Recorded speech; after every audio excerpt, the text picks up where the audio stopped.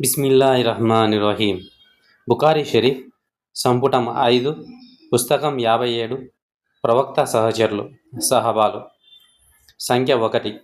అబూ సయీద్ అల్ Khudri రజియల్లాహు అన్హు గారు ఉల్లేఖించారు, అల్లా దూత ఇలా అన్నారు, ప్రజల జీవితంలో ఒక సమయం వస్తుంది.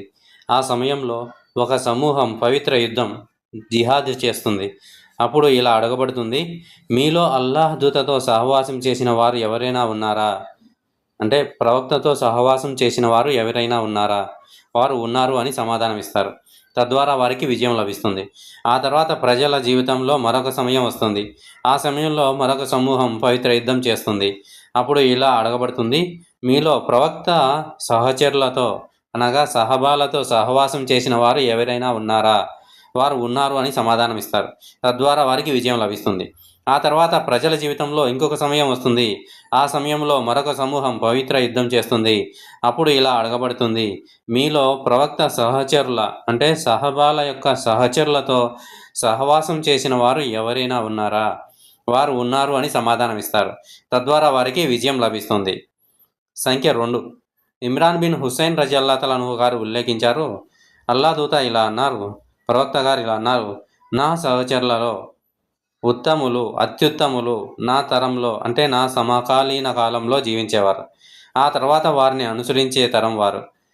ఇమ్రాన్ రజియల్లాహు అన్హు ఇలా జోడించారు, ప్రవక్త తన తరం తర్వాత 2 తరాల గురించి చెప్పారా లేక 3 తరాల గురించి చెప్పారా అన్నది నాకు సరిగ్గా గుర్తులేదు. ఆ తర్వాత ప్రవక్త గారు ఇలా జోడించారు, మీ తర్వాత కొందరు వ్యక్తులు వస్తారు. వారు ఎవరూ అడగకపోయినా స్వయంగా సాక్ష్యం చెబుతారు. వారు నమ్మక ద్రోహులుగా, విశ్వాసపాత్రులు కాని వారిగా ఉంటారు. వారు ప్రమాణాలు చేస్తారు, కానీ వారు ఎప్పటికీ నెరవేర్చరు. వారిలో స్థూలకాయం, అధిక బరువు ప్రబలుతుంది. సంఖ్య 3. అబ్దుల్లా రజియల్లాహు అన్హు గారు ఉల్లేఖించారు, ప్రవక్త సల్లల్లాహు అలైహి వసల్లం గారు ఇలా అన్నారు, అత్యుత్తమ ప్రజలు నా తరంలో జీవించేవారు. ఆ తర్వాత వారిని అనుసరించే తరం వారు. ఆ తర్వాత ఆ తరాన్ని అనుసరించే తరం వారు. ఆ తర్వాత కొందరు వ్యక్తులు వస్తారు. వారు ప్రమాణం చేయకముందే సాక్ష్యం చెబుతారు మరియు సాక్ష్యం చెప్పకముందే ప్రమాణం చేస్తారు. ఉపవాక్యాత అయిన ఇబ్రాహీం గారు ఇలా అన్నారు, మేము ఇంకా పిల్లలుగా ఉన్నప్పుడు సాక్ష్యాలు మరియు ఒప్పందాల విషయంలో వారు మమ్మల్ని కొట్టేవారు. సంఖ్య 4. అల్ బరా రజియల్లాహు అన్హు గారు ఉల్లేఖించారు, అబూబకర్ రజియల్లాహు అన్హు ఆజీబ్ నుండి 13 దిర్హంలకు ఒక ఒంటె జీనును కొనుగోలు చేశారు. అబూబకర్ రజియల్లాహు అన్హు ఆజిబ్తో ఇలా అన్నారు, అల్ బరాజ్ రజియల్లాహు అన్హుతో నా కోసం ఈ జీనును మోయమని చెప్పు. దానికి ఆజిబ్ ఇలా బదులిచ్చారు, లేదు, మీరు మక్కాను విడిచిపెట్టి వెళ్తున్నప్పుడు బహుదైవారాధకులు మీకోసం గాలిస్తున్న ఆ సమయంలో మీకు మరియు అల్లాహ్ ప్రవక్తకు మధ్య జరిగిన సంఘటనను నాకు వివరించినట్లయితే తప్ప నేను అలా చెప్పను. అబూబకర్ రజియల్లాహు అన్హు గారు ఇలా వివరించారు, మేము మక్కాను విడిచిపెట్టి ఆ రాత్రంతా మరియు మరుసటి రోజు మధ్యాహ్నం వరకు నిరంతరాయంగా ప్రయాణించాం. ఆశ్రయం కోసం ఏదైనా నీడ దొరుకుతుందేమోనని నేను చుట్టూ వెతుకుతుండగా అకస్మాత్తుగా నాకు ఒక రాయి కనిపించింది. అక్కడ కొద్దిపాటి నీడ ఉండడం నేను గమనించాను. వెంటనే నేను ఆ స్థలాన్ని శుభ్రం చేసి ఆ నీడలో ప్రవక్త కోసం పరుపును, విశ్రాంతి స్థలాన్ని ఏర్పాటు చేశాను. ఆపై ప్రవక్తతో ఇలా అన్నాను, ప్రవక్త, అల్లా ప్రవక్త, మీరు విశ్రాంతి తీసుకోండి. దాంతో ప్రవక్త గారు అక్కడ పనుకున్నారు. మేము వెతుకుతున్న నీడనే ఆశించి తన గొర్రెలను ఆ రాయి వైపు తోలుకుంటూ వస్తున్న ఒక గొర్రెల కాపరిని నేను అకస్మాత్తుగా చూశాను. నేను అతనితో ఇలా అడిగాను, ఓ బాలుడా, నువ్వు ఎవరికి చెందినవాడివి? అతను ఇలా బదులిచ్చారు, నేను కురైష్ తెగకు చెందిన ఒక వ్యక్తికి చెందినవాడిని. అతను ఆ వ్యక్తి పేరు చెప్పారు. వెంటనే నేను అతన్ని గుర్తుపట్టాను. నేను అతనితో ఇలా అడిగాను, నీ గొర్రెల వద్ద పాలు ఏమైనా ఉన్నాయా? అతను ఉన్నాయి అని చెప్పారు. అయితే మా కోసం కొంచెం పాలు పితికి ఇస్తావా అని అడిగాను. అతను సరే అన్నాడు. అప్పుడు నేను అతనితో గొర్రెల్లో ఒకదాని కాళ్ళను కట్టివేయమని, దాని పొదుగును శుభ్రం చేయమని కోరాను. ఆ తర్వాత తన చేతులకంటున్న దుమ్మును శుభ్రం చేసుకోమని అతన్ని ఆదేశించాను. ఆ గొర్రెల కాపరి తన చేతులను ఒకదానితో ఒకటి రాచుకోవడం ద్వారా వాటిని శుభ్రం చేసుకున్నారు. అలా చేసిన తర్వాత అతను మా కోసం కొద్ది మొత్తంలో పాలను పితికి ఇచ్చారు. నేను ప్రవక్త సల్లల్లాహు అలైహి వసల్లం కోసం ఒక తోలు నీటి పాత్రను భద్రపరిచేవాడిని. దాని మూత ఒక వస్తువు ముక్కతో కప్పబడి ఉండేది. నేను ఆ పాల పాత్రపై నీరు పోస్తూనే ఉన్నాను, దాని అడుగు భాగం చల్లబడేంత వరకు. ఆ తర్వాత నేను ఆ పాలను తీసుకొని ప్రవక్త వద్దకు వెళ్ళాను. అప్పటికి ఆయన మేల్కొనే ఉన్నారు. నేను ఆయనతో, ప్రవక్త, ఈ ఈ పాలను తాగండి అని అన్నాను. దాంతో ఆయన నాకు సంపూర్ణ తృప్తి కలిగేంత వరకు పాలు తాగారు. అప్పుడు నేను, ప్రవక్త, మనం ఇక్కడ నుండి బయలుదేరడానికి సమయం ఆసన్నమైంది అని అన్నాను. ఆయన సరే అని అన్నారు. అలా మేము బయలుదేరాము. ఆ సమయంలో ప్రజలు, అంటే ఖురైష్ బహుదైవారాధకులు మా కోసం గాలిస్తూ ఉన్నారు. కానీ తన గుర్రంపై ప్రయాణిస్తున్న సురాకా బిన్ మాలిక్ బిన్ జుషం తప్ప మరెవరూ మమ్మల్ని కనుగొనలేకపోయారు. నేను, అల్లా దూత, మమ్మల్ని వెంబడిస్తున్న వారు ఇక్కడికి చేరుకున్నారు, వారు మనల్ని చూసేశారు అని అన్నాను. అప్పుడు ఆయన, విచారపడకు, నిశ్చయంగా అల్లాహ్ మనతో ఉన్నారు అని అన్నారు. సంఖ్య 5. అబూబకర్ రజల్లాహు అన్హు గారు ఉల్లంఘించారు. మేము గుహలో ఉన్నప్పుడు నేను ప్రవక్తతో ఇలా అన్నాను, వారిలో ఎవరైనా తమ పాదాల కిందికి చూస్తే వారు మనల్ని తప్పక చూచేస్తారు. అప్పుడు ఆయన, ఓ అబూబకర్, మూడో వ్యక్తిగా అల్లాహ్ తోడుగా ఉన్న ఇద్దరు వ్యక్తుల గురించి నువ్వేమనుకుంటున్నావు అని అన్నారు. ఓ అబూబకర్, మూడో వ్యక్తిగా అల్లాహ్ తోడుగా ఉన్న ఇద్దరు వ్యక్తుల గురించి నువ్వు ఏమనుకుంటున్నావు అని అడిగారు. సంఖ్య 6. అబూ సయీద్ అల్ ఖుద్రీ రజియల్లాహు అన్హు గారి కథనం ప్రకారం అల్లాహ్ ప్రవక్త ప్రజలను ఉద్దేశించి ఇలా అన్నారు, ఒక దాసునికి ఈ లోకాన్ని కానీ లేదా ఆయన వద్ద ఉన్న దాన్ని కానీ ఎంచుకునే అవకాశాన్ని అల్లాహ్ ఇచ్చారు. ఆ దాసుడు అల్లాహ్ వద్ద ఉన్న దానిని ఎంచుకున్నారు. అబూబకర్ రజియల్లాహు అన్హు ఏడ్చారు. మరియు ఒక దాసునికి ఎంపిక చేసుకునే అవకాశం ఇవ్వబడిందని ప్రవక్త చెప్పిన మాటల వలన అతను అలా ఏడవడం చూసి మేము ఆశ్చర్యపోయాం. తర్వాత మేము తెలుసుకున్నది ఏమిటంటే, ఆ ఎంపిక అవకాశం స్వయంగా అల్లాహ్ ప్రవక్తకే ఇవ్వబడింది. మరియు మా అందరికంటే అబూబకర్ రజియల్లాహు అన్హుకే బాగా తెలుసు. అల్లాహ్ ప్రవక్త ఇంకా ఇలా అన్నారు, తన సాంగత్యం మరియు సంపదతో నాకు అన్నిటికన్నా ఎక్కువ మేలు చేసిన వ్యక్తి అబూబకర్ రజియల్లాహు అన్హు. ఒకవేళ నేను నా ప్రభువును కాకుండా వేరొకరిని ఖలీలుగా చేసుకోవాల్సి వస్తే నేను అబూబకర్ రజియల్లాహు అన్హునే అలా ఎంచుకునేవాడిని. కానీ మమ్మల్ని కలిపేది ఇస్లామీయ సోదరభావం మరియు స్నేహభావమే. అబూబకర్ రజియల్లాహు అన్హు ద్వారం తప్ప మసీదులోని మిగిలిన అన్ని ద్వారాలు మూసివేయబడాలి. సంఖ్య 7. ఇబ్ని ఉమర్ రజియల్లాహు అన్హు గారి కథనం. అల్లాహ్ ప్రవక్త సల్లల్లాహు అలైహి వసల్లం గారు జీవించి ఉన్న కాలంలో ప్రజలలో ఎవరు ఉత్తములో అని మేము పోల్చి చూసుకునేవాళ్ళం. మేము అబూబకర్ రజియల్లాహు అన్హును ఉత్తముడిగా, ఆ తర్వాత ఉమర్ రజియల్లాహు అన్హును, ఆ తర్వాత ఉస్మాన్ రజియల్లాహు అన్హును పరిగణించేవాళ్ళం. సంఖ్య 8. ఇబ్ని అబ్బాస్ రజియల్లాహు అన్హు గారి కథనం. ప్రవక్త సల్లల్లాహు అలైహి వసల్లం గారు ఇలా అన్నారు, ఒకవేళ నేను ఒక ఖలీల్ను ఎంచుకోవాల్సి వస్తే నేను అబూబకర్ రజియల్లాహు అన్హును ఎంచుకునేవాడిని. కానీ అతను నా సోదరుడు మరియు ఇస్లాంలో నా సహచరుడు. సంఖ్య 9. అబూ అయ్యూబ్ రజియల్లాహు అన్హు గారి కథనం. ప్రవక్త సల్లల్లాహు అలైహి వసల్లం గారు ఇలా అన్నారు, ఒకవేళ నేను ఒక ఖలీల్ను ఎంచుకోవాల్సి వస్తే నేను అతనిని, అంటే అబూబకర్ రజియల్లాహు అన్హును ఖలీల్గా ఎంచుకునేవాడిని. కానీ ఇస్లామీయ సోదరభావం ఉత్తమమైనది. సంఖ్య 10. అబ్దుల్లా బిన్ అబూ ములైకా రజియల్లాహు అన్హు గారి కథనం ప్రకారం కూఫా ప్రజలు అబ్నే అజ్-జుబైర్కు ఒక లేఖ పంపి తాతగారి వారసత్వం గురించి అడిగారు. దానికి ఆయన, తండ్రి మరణించినట్లయితే తాతగారి వారసత్వ హక్కు తండ్రికి ఉన్న హక్కులతో సమానంగా ఉంటుంది అని జవాబిచ్చారు. ఇంకా ఇలా అన్నారు, అల్లాహ్ ప్రవక్త సల్లల్లాహు అలైహి వసల్లం గారు ఇలా అన్నారు, నేను ఈ జాతి నుండి ఒక ఖలీల్ వంశస్థుడిని తీసుకోవాల్సి వస్తే నేను అతనిని, అంటే అబూబకర్ రజియల్లాహు అన్హుని తీసుకొని ఉండేవాడిని. సంచిక 11. జుబైర్ బిన్ ముతీం రజియల్లాహు అన్హు గారి కథనం. ఒక స్త్రీ ప్రవక్త సల్లల్లాహు అలైహి వసల్లం గారి వద్దకు వచ్చింది. దానికి ఆయన, ఒకవేళ నేను వచ్చి మిమ్మల్ని కనుగొనలేకపోతే అని అడిగింది. ఆమె, ఒకవేళ మీరు మరణించి ఉంటే అని అడగాలనుకుంటున్నట్లుగా ఉంది. అందుకు ప్రవక్త సల్లల్లాహు అలైహి వసల్లం గారు, ఒకవేళ నేను నిన్ను కనుగొనలేకపోతే అబూబకర్ రజియల్లాహు అన్హు వద్దకు వెళ్ళు అని అన్నారు. ఆమె, ఒకవేళ మీరు మరణించి ఉంటే అని అడగాలనుకున్నట్లుగా ఉంది. నేను ఎవరిని కలవాలి, ఒకవేళ మీరు లేకపోతే నేను ఎవరిని కలవాలి అని అడిగింది. అందుకు ప్రవక్త గారు, ఒకవేళ నేను నిన్ను కనుగొనలేకపోతే అబూబకర్ రజియల్లాహు అన్హు గారి వద్దకు వెళ్ళు అని అన్నారు. సంఖ్య 12. అమ్మార్ రజియల్లాహు అన్హు గారి కథనం ప్రకారం నేను అల్లాహ్ ప్రవక్తను చూశాను. ఆయనతో పాటు 5 బానిసలు, 2 స్త్రీలు మరియు అబూబకర్ తప్ప మరెవరూ లేరు అనగా అప్పుడు ఇస్లాం మతంలోకి మారిన వారు వారొక్కరే. సంచిక 13. అబూ దర్దా రజియల్లాహు అన్హు గారి కథనం ప్రకారం నేను ప్రవక్తతో కూర్చొని ఉండగా అబూబకర్ రజియల్లాహు అన్హు తన మోకాలిని కప్పుకుంటూ తన వస్త్రపు ఒక అంచును పైకెత్తారు. ప్రవక్త గారు, నీ సహచరునికి గొడవ జరిగింది అని అన్నారు. అబూబకర్ రజియల్లాహు అన్హు ప్రవక్తకు సలాం చేసి, ఓ అల్లాహ్ ప్రవక్త, నాకు అల్ ఖత్తాబ్ కుమారునికి మధ్య ఏదో అంటే గొడవ జరిగింది. నేను అతనితో కఠినంగా మాట్లాడి ఆ తర్వాత పశ్చాత్తాపడి నన్ను క్షమించమని వేడుకున్నాను. కానీ అతను నిరాకరించారు. అందుకే నేను మీ వద్దకు వచ్చాను అని అన్నారు. ప్రవక్త గారు 3 సార్లు, ఓ అబూబకర్, అల్లా నిన్ను క్షమించుగాక అని అన్నారు. ఈలోగా ఉమర్ రజల్లాహు అబూబకర్ సాకును తిరస్కరించినందుకు అబూబకర్ సాకును తిరస్కరించినందుకు పశ్చాత్తాపడి అబూబకర్ ఇంటికి వెళ్ళి అతను అక్కడ ఉన్నారా అని అడిగారు. వారు కాదని సమాధానమిచ్చారు. కాబట్టి అతను ప్రవక్త వద్దకు వచ్చి ఆయనకు సలాం చేశారు. కానీ ప్రవక్త ముఖంలో అసంతృప్తి ఛాయలు కనిపించాయి. చివరికి అబూబకర్ రజల్లాహు ఉమర్ రజల్లాహుపై జాలిపడ్డారు.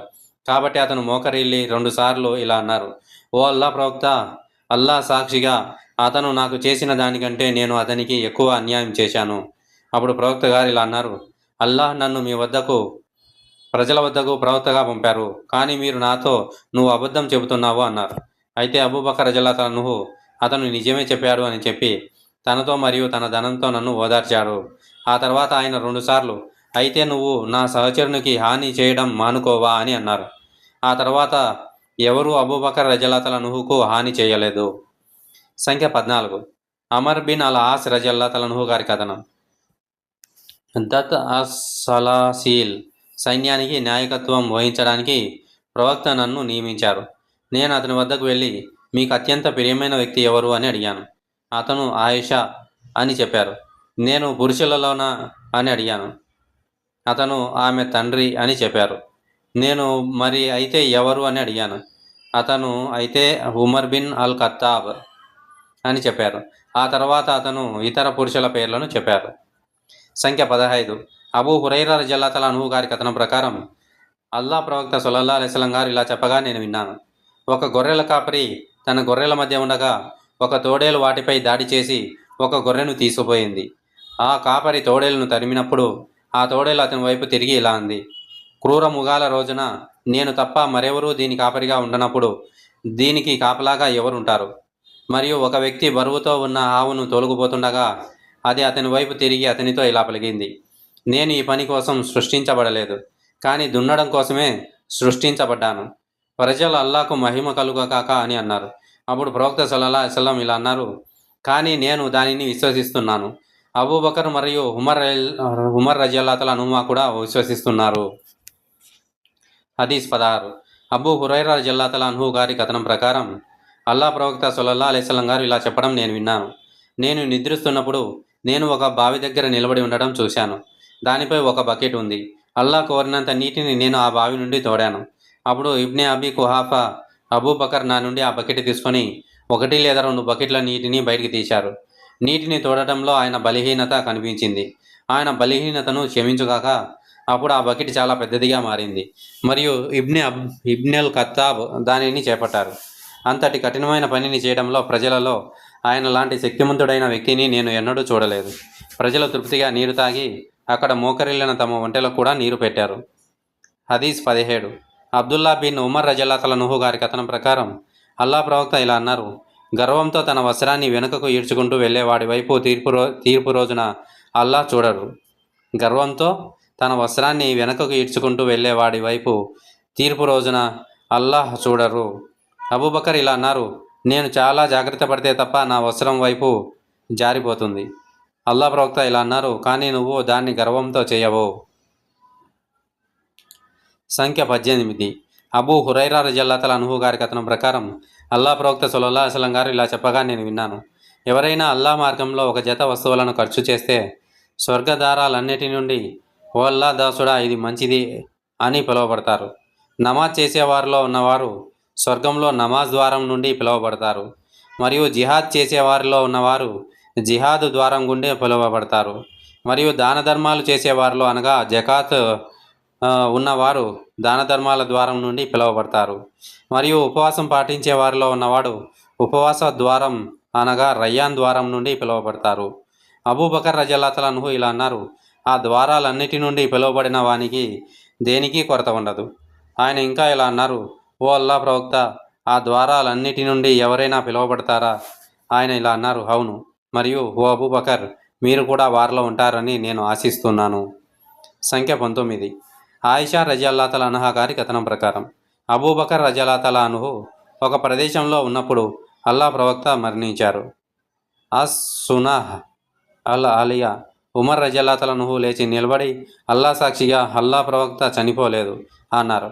ఉమర్ రజల్లాతలనుహు తర్వాత ఇలా అన్నారు, అల్లా సాక్షిగా నా మధ్యలో ఆలోచన తప్ప మరేమీ మెదలలేదు. ఆయన ఇలా అన్నారు, నిశ్చయంగా అల్లాహ్ ఆయనను పునర్జీవింపజేస్తారు మరియు ఆయన కొంతమంది మనుషుల చేతులు కాళ్ళు నరుకుతారు. అప్పుడు అబూబకర్ రజల్లాతలనుహు వచ్చి అల్లా ప్రవక్త ముఖంపై ఉన్న ముసుగును తొలగించి ఆయనను ముద్దు పెట్టుకొని ఇలా అన్నారు, ఓ అల్లా ప్రవక్త, నా తల్లిదండ్రులు మీకోసం బలిగా అర్పించండి. మీరు బతికి ఉన్నప్పుడు మరియు మరణించినప్పుడు కూడా మీరు మంచివారే. నా ప్రాణం ఎవరి చేతిలో ఉందో ఆ అల్లా సాక్షిగా అల్లా మిమ్మల్ని 2 సార్లు మృత్యు రుచి చూడనివ్వరు. తర్వాత ఆయన బయటకు వెళ్ళి, ఓ ప్రయాణికుడా అన్నారు, తొందరపడవద్దు. అబూబకర్ రజల్లాతలనుహు మాట్లాడినప్పుడు ఉమర్ రజల్లాతలనుహు గారు కూర్చున్నారు. అబూబకర్ రజల్లాతలనుహు అల్లాను స్తుతించి కీర్తించి ఇలా అన్నారు, నిస్సందేహంగా ఎవరైతే ముహమ్మదును ఆరాధిస్తారో అప్పుడు ముహమ్మద్ మరణించినట్లే. కానీ ఎవరైతే అల్లాను ఆరాధిస్తారో అప్పుడు అల్లా సజీవుడు మరియు ఎన్నటికీ మరణించడు. ఆ తర్వాత అతను అల్లా వాక్యాన్ని పఠించారు, ఓ ముహమ్మద్, నిశ్చయంగా నువ్వు మరణిస్తావు మరియు వారు కూడా మరణిస్తారు. సూరా 39లో 30 ఆయత్. అతను ఇంకా ఇలా పఠించారు, ముహమ్మద్ ఒక ప్రవక్త కంటే ఎక్కువ ఏమీ కాదు మరియు నిశ్చయంగా ఆయన ముందు ఎందరో ప్రవక్తలు గతించిపోయారు. అల్లాహుమ్మా సల్లి అలా ముహమ్మది వ బారిక్ వసల్లం. అల్లాహుమ్మా సల్లి అలా ముహమ్మది వ బారిక్ వసల్లం. ఆయన ఒకవేళ మరణించినా లేదా చంపబడినా అప్పుడు మీరు వెనుదిరుగుతారా? మరియు ఎవరైతే వెనుదిరుగుతారో అతను అల్లాహకు ఏమాత్రం హాని చేయలేరు మరియు కృతజ్ఞత చూపేవారికి అల్లా ప్రతిఫలం ఇస్తారు. సూరా ఆల్ ఇమ్రాన్లో 144 ఆయత్. ప్రజలు బిగ్గరగా ఏడ్చారు మరియు అన్సార్లు సాద్ బిన్ ఉబాదాతో కలిసి బనీ సైదా యొక్క షెడ్డులో సమావేశమయ్యారు. వారు వలస వచ్చిన వారితో ఇలా అన్నారు, మా నుండి ఒక అమీర్, మీ నుండి ఒక అమీర్ ఉండాలి. అప్పుడు అబూబకర్ రజల్లాతలనుహు, ఉమర్ బిన్ ఖతాబ్ రజల్లాతలనుహు మరియు అబూ బైదా బిన్ అల్ జర్రా వారి వద్దకు వెళ్ళారు. ఉమర్ రజల్లాతలనుహు మాట్లాడాలి అనుకున్నారు, కానీ అబూబకర్ రజల్లాతలనుహు అతన్ని ఆపారు. తర్వాత ఉమర్ రజల్లాతలనుహు ఇలా అనేవారు, అల్లా సాక్షిగా నాకు నచ్చిన విషయాన్ని మాత్రమే చెప్పాలనుకున్నాను మరియు అబూబకర్ రజల్లాతలనుహు అంత బాగా మాట్లాడలేడేమోనని భయపడ్డాను. అప్పుడు అబూబకర్ రజల్లాతలనుహు మాట్లాడారు మరియు ఆయన ప్రసంగం చాలా వాక్చాతుర్యంతో కూడి ఉంది. ఆయన తన ప్రకటనలో మేమే పాలకులం మరియు మీరు అన్సార్లు మంత్రులు అంటే సలహాదారులు అని అన్నారు. దానికి హుబూ బిన్ అల్ ముందిర్, లేదు, అల్లా సాక్షిగా మేము దీనిని అంగీకరించాము, కానీ మా నుండి ఒక పాలకుడు మరియు మీ నుండి ఒక పాలకుడు తప్పక ఉండాలి అని అన్నారు. అబూబకర్ రజల్లాతలనుహు, లేదు, మేమే పాలకులం మరియు మీరు మంత్రులుగా ఉంటారు, ఎందుకంటే వారు అంటే కురైషులు అరబులలో ఉత్తమమైన కుటుంబం మరియు ఉత్తమ వంశానికి చెందినవారు అని అన్నారు. కాబట్టి మీరు ఉమర్ లేదా అబూ ఉబైదా బిన్ అల్ జర్రాను మీ పాలకుడిగా ఎన్నుకోవాలి. ఉమర్ రజల్లాతలనుహు అబూబకర్తో ఇలా అన్నారు, కాదు, మేము నిన్నే ఎన్నుకుంటాము, ఎందుకంటే నువ్వే మా నాయకుడివి, మాలో ఉత్తముడివి మరియు అల్లా ప్రవక్తకు మా అందరికంటే ప్రియమైన వాడివి. కాబట్టి ఉమర్ రజల్లాతలనుహు అబూబకర్ రజల్లాతలనుహు గారి చేతిని పట్టుకొని విధేయత ప్రమాణం చేయించారు మరియు ప్రజలు కూడా అబూబకర్ రజల్లాతలనుహుకు విధేయత ప్రమాణం చేశారు. ఎవరో నువ్వు సాద్ బిన్ ఉబైదాను చంపావు అని అన్నారు. ఉమర్ రజల్లాతలనుహు అతన్ని అల్లా చంపారు అని అన్నారు. ఆయిషా రజల్లాతలన్హా గారికి మరొక కథనంలో ఇలా అన్నారు, ప్రవక్త మరణశయ్యపై ఉన్నప్పుడు ఆయన పైకి చూసి 3 సార్లు అత్యున్నత సహచరుని మధ్య అని అన్నారు. ఖురాన్లో 4 ఆయత్ 69లో చూడండి. ఆయిషా రజల్లాతలన్హా గారు అన్నారు, వారి 2 ప్రసంగాల ద్వారా అల్లా ప్రజలకు మేలు చేశారు. ఉమర్ రజల్లాతలనుహు ప్రజలను భయపెట్టారు. వారిలో కొందరు కపట వేషధారులు ఉన్నారు. ఉమర్ ప్రసంగం కారణంగా అల్లా వారిని ఇస్లాం విడిచిపెట్టేలా చేశారు. అప్పుడు అబూబకర్ రజల్లాతలనుహు ప్రజలను సత్య మార్గానికి నడిపించి వారు అనుసరించవలసిన సరైన మార్గాన్ని వారికి తెలియజేశారు.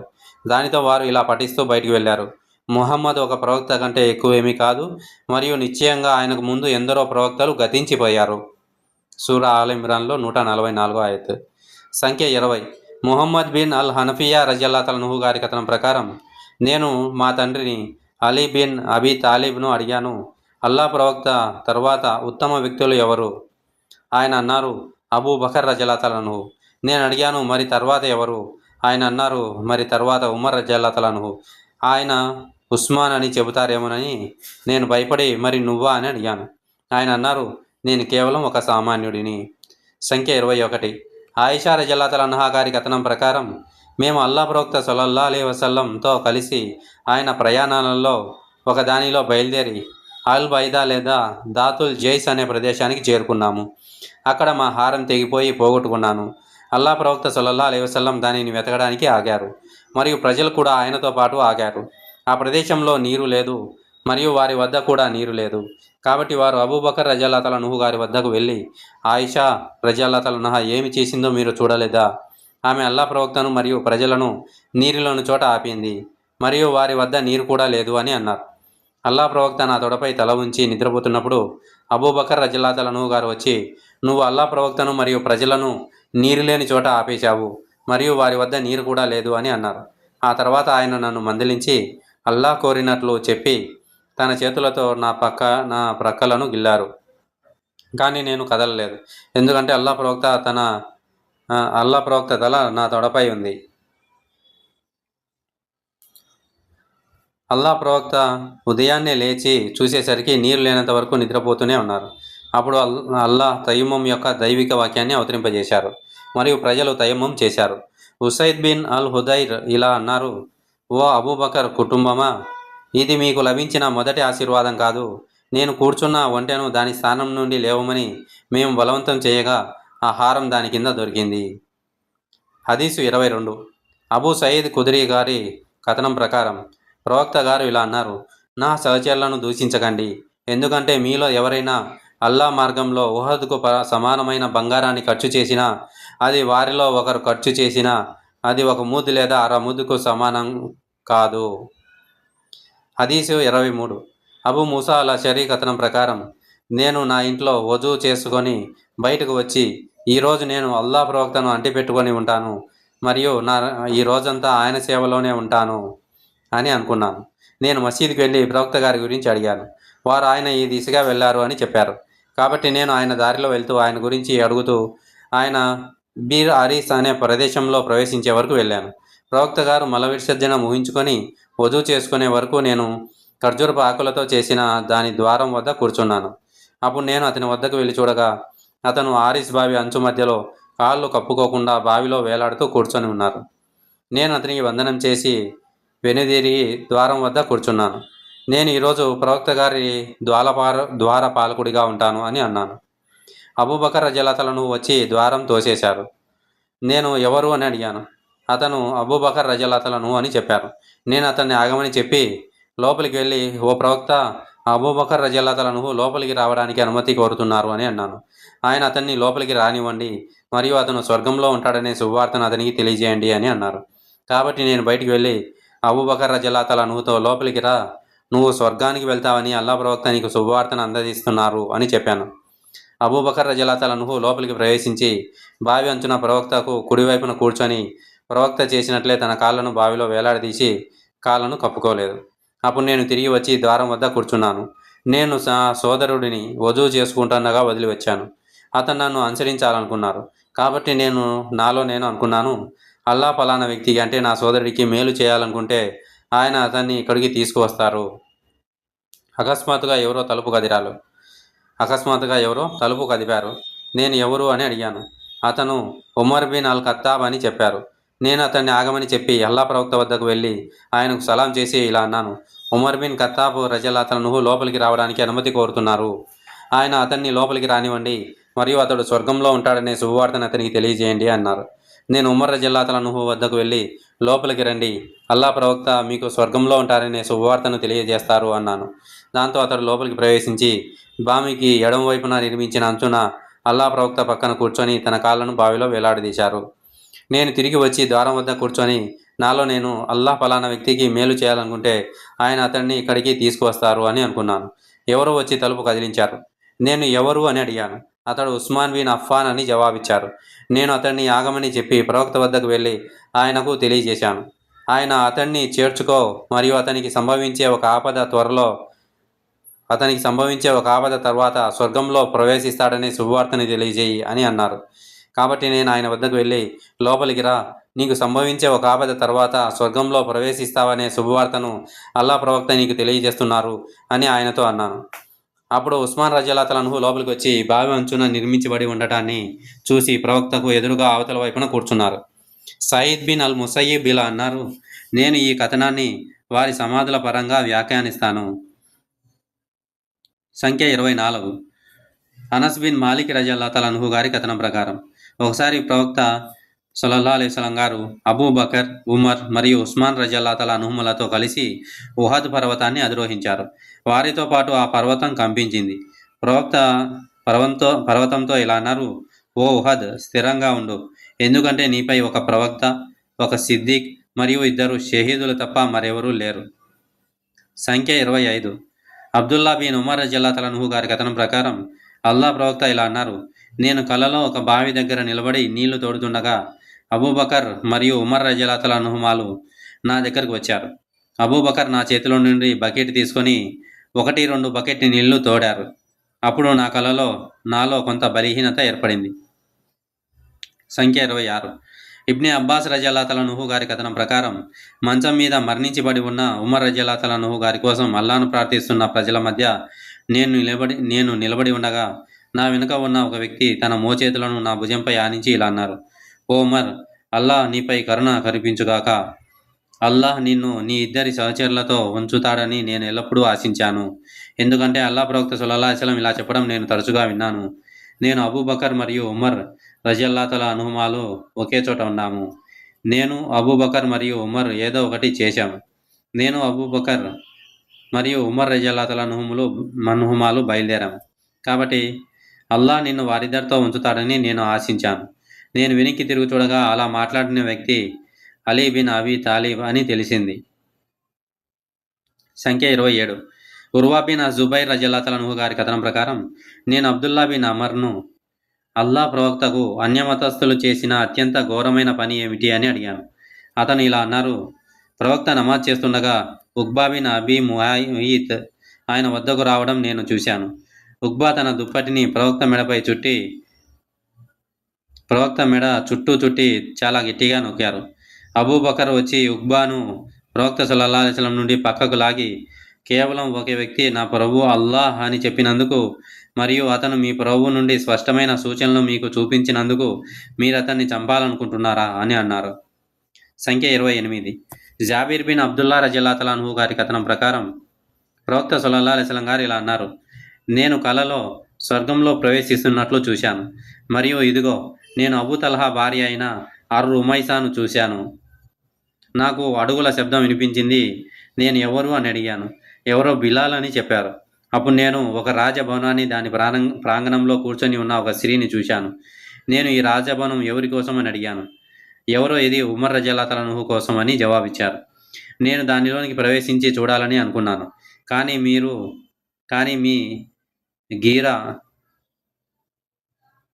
మీ ఉమర్ రజల్లాహు గీరా అదృశ్యం గుర్తుకు వచ్చి ఆ ప్రయత్నాన్ని విరమించుకున్నాను. గీరా దృశ్యం. ఉమర్ రజల్లాహు గారు అన్నారు, ఓ అల్లా ప్రవక్త, మీకోసం నా తల్లిదండ్రులను బలిదానం చేయనివ్వండి. మీ వల్ల నా గీరా ఆత్మగౌరవం దెబ్బతింటుందని నేను ఎలా అనుకోగలను? గీరా అనగా ఆత్మగౌరవం. హదీస్ 29. అబూ హురైరా రజల్లాహు గారి కథనం ప్రకారం మేము అల్లా ప్రవక్తతో ఉన్నప్పుడు ఆయన ఇలా అన్నారు, నేను నిద్రపోతున్నప్పుడు నేను స్వర్గంలో చూసుకున్నాను మరియు అకస్మాత్తుగా ఒక భవనం పక్కన ఒక స్త్రీ వధువు చేసుకోవడం చూశాను. నేను ఈ భవనం ఎవరి కోసం అని అడిగాను. వారు ఇది ఉమర్ రజల్లాహు కోసం అని జవాబిచ్చారు. అప్పుడు నాకు ఉమర్ యొక్క గీర ఆత్మగౌరవం గుర్తుకొచ్చి వెంటనే వెళ్ళిపోయాను. ఉమర్ రజల్లాహు గారు ఏడ్చి ఇలా అన్నారు, ఓ అల్లా ప్రవక్త, మీ వల్ల నా ఆత్మగౌరవం అవమానానికి గురవుతుందని ఆలోచించడానికి నాకెంత ధైర్యం. సంఖ్య 30. హంజా తండ్రి రజల్లాహు గారి కథనం. హంజా రజల్లాహు గారి తండ్రి కథనం ప్రకారం అల్లా ప్రవక్త ఇలా అన్నారు, నేను నిద్రిస్తున్నప్పుడు నేను పాలు తాగుతున్నట్లు చూశాను మరియు నేను ఎంత సంతృప్తి చెందానంటే ఆ పాలు నా గోళ్ళ గుండా కారుతున్నట్లు కూడా చూశాను. అప్పుడు నేను ఆ పాలను ఉమర్ రజల్లాహుకు ఇచ్చాను. వారు అనగా ప్రవక్త సహచరులు అడిగారు, దీని అర్థం ఏమిటి? ఆయన అన్నారు, జ్ఞానం. సంఖ్య 31. అబ్దుల్లా బిన్ ఉమర్ రజల్లాహు గారి కథనం ప్రకారం ప్రవక్త ఇలా అన్నారు, ఒక కలలో నేను ఒక బకెట్తో బావి నుండి నీళ్లు తోడటం చూశాను. అబూబకర్ రజల్లాహు అన్హు గారు వచ్చి బలహీనంగా 1-2 బకెట్లు తోడారు. అల్లాహ్ అతన్ని క్షమించగాక అప్పుడు ఉమర్ బిన్ అల్ ఖత్తాబ్ వచ్చారు మరియు ఆ బకెట్ అతని చేతుల్లో చాలా పెద్దదిగా మారింది. ప్రజలందరూ తృప్తిగా నీరు త్రాగి అక్కడ మోకరిల్లిన తమ ఒంటెలకు మళ్ళీ నీళ్లు పెట్టేంత వరకు అంత కష్టపడి పనిచేస్తున్న అతని లాంటి శక్తిమంతుడైన వ్యక్తిని నేనెన్నడూ చూడలేదు. సంఖ్య 32. సాద్ బిన్ అబీ వక్కాస్ రజల్లాహు అన్హు గారి కథనం ప్రకారం ఉమర్ బిన్ అల్ ఖత్తాబ్ అల్లా ప్రవక్తను దర్శించడానికి ఆయన అనుమతి కోరారు. ఆ సమయంలో కొంతమంది ఖురైషీ స్త్రీలు ఆయనతో పాటు కూర్చొని అల్లా ప్రవక్త స్వరం కంటే బిగ్గరగా మాట్లాడుతూ ఆయనతో మాట్లాడుతున్నారు మరియు మరిన్ని ఖర్చుల కోసం అడుగుతున్నారు. ఉమర్ రజల్లాహు అన్హు లోపలికి రావడానికి అనుమతి కోరగానే ఆ స్త్రీలు వెంటనే తమ ముసుగులు ధరించారు. అల్లా ప్రవక్త ఆయనను లోపలికి అనుమతించారు మరియు ఉమర్ రజల్లాహు అన్హు లోపలికి వచ్చారు. అప్పుడు అల్లా ప్రవక్త చిరునవ్వుతో ఉన్నారు. ఉమర్ రజల్లాహు అన్హు గారు ఇలా అన్నారు, ఓ అల్లా ప్రవక్త, అల్లాహ్ మిమ్మల్ని ఎల్లప్పుడూ చిరునవ్వుతో ఉంచుగాక. ప్రవక్త సల్లల్లాహు అలైహి వసల్లం గారు ఇలా అన్నారు, ఇక్కడ ఉన్న ఈ స్త్రీలు నాకు ఆశ్చర్యం కలిగించారు, ఎందుకంటే వారు మీ స్వరం వినగానే వెంటనే తమ ముసుగులు ధరించారు. ఉమర్ రజల్లాహు అన్హు ఇలా అన్నారు, ఓ అల్లా ప్రవక్త, నాకంటే ఎక్కువగా వారు మీకు భయపడటానికి అర్హులు. అప్పుడు ఉమర్ రజల్లాహు అన్హు ఆ స్త్రీలను ఉద్దేశించి ఇలా అన్నారు, ఓ మీకు మీరే శత్రువులారా, మీరు అల్లా ప్రవక్త కంటే నాకే ఎక్కువ భయపడుతున్నారా? వారు ఇలా అన్నారు, అవును, ఎందుకంటే మీరు అల్లా ప్రవక్త కంటే కఠోరంగా ఉన్నారు. అప్పుడు ప్రవక్త సల్లల్లాహు అలైహి వసల్లం ఇలా అన్నారు, ఓ ఇబ్నుల్ ఖత్తాబ్, నా ప్రాణం ఎవరి చేతిలో ఉందో ఆయన సాక్షిగా, మీరు ఏ మార్గంలో వెళ్తున్నా షైతాన్ మిమ్మల్ని చూసినప్పుడల్లా అతను మీ మార్గాన్ని కాకుండా వేరొక మార్గాన్ని ఎంచుకుంటారు. సంఖ్య 33. అబ్దుల్లా గారి కథనం. ఉమర్ రజల్లాహు అన్హు ఇస్లాంను స్వీకరించినప్పటి నుండి మేము శక్తివంతులమయ్యాము. హదీస్ 34. ఇబ్ని అబ్బాస్ రజల్లాహు అన్హు గారి కథనం ప్రకారం ఉమర్ రజల్లాహు అన్హు మృతదేహాన్ని ఆయన మరణ శయ్యపై ఉంచినప్పుడు ప్రజలు ఆయన చుట్టూ చేరి శరీరాన్ని తీసుకువెళ్లే ముందు ఆయన కోసం అల్లాను స్మరించుకుంటూ ప్రార్థించారు మరియు నేను కూడా వారిలో ఉన్నాను. అకస్మాత్తుగా ఎవరో నా భుజం పట్టుకున్నట్లు అనిపించింది మరియు అతను అలీ బిన్ అబీ తాలిబ్ అని నేను తెలుసుకున్నాను. అలీ రజల్లాహు అన్హు ఉమర్ కోసం అల్లాహ్ కరుణ ప్రార్థిస్తూ ఇలా అన్నారు, ఓ ఉమర్, నీ కర్మల కంటే ఎక్కువగా నేను అనుకరించడానికి మరియు అల్లాను కలుసుకోవడానికి ఇష్టపడే కర్మలు గల వ్యక్తిని నీవు నీ వెనుక వదిలి వెళ్ళలేదు. అల్లాహ్ సాక్షిగా, అల్లాహ్ నిన్ను నీ ఇద్దరు సహచరులతో ఉంచుతాడని నేను ఎల్లప్పుడూ భావించేవాడిని, ఎందుకంటే ప్రవక్త గారు ఇలా చెప్పడం నేను తరచుగా వినేవాడిని. నేను అబూబకర్ మరియు ఉమర్ రజల్లాహు అన్హుమాలు ఎక్కడికో వెళ్ళాం. నేను అబూబకర్ మరియు ఉమర్ రజల్లాహు అన్హుమాలతో ఎక్కడికో ప్రవేశించాం మరియు నేను అబూబకర్ మరియు ఉమర్ రజల్లాహు అన్హు బయటకు వెళ్ళాము. సంఖ్య 35. అనస్ బిన్ మాలిక్ రజల్లాహు అన్హు గారి కథనం ప్రకారం ప్రవక్త గారు ఉహద్ పర్వతాన్ని అధిరోహించారు. ఆయనతో పాటు అబూబకర్ మరియు ఉమర్ మరియు ఉస్మాన్ రజల్లాహు అన్హుములు కూడా ఉన్నారు. వారి కింద ఉన్న పర్వతం కంపించింది.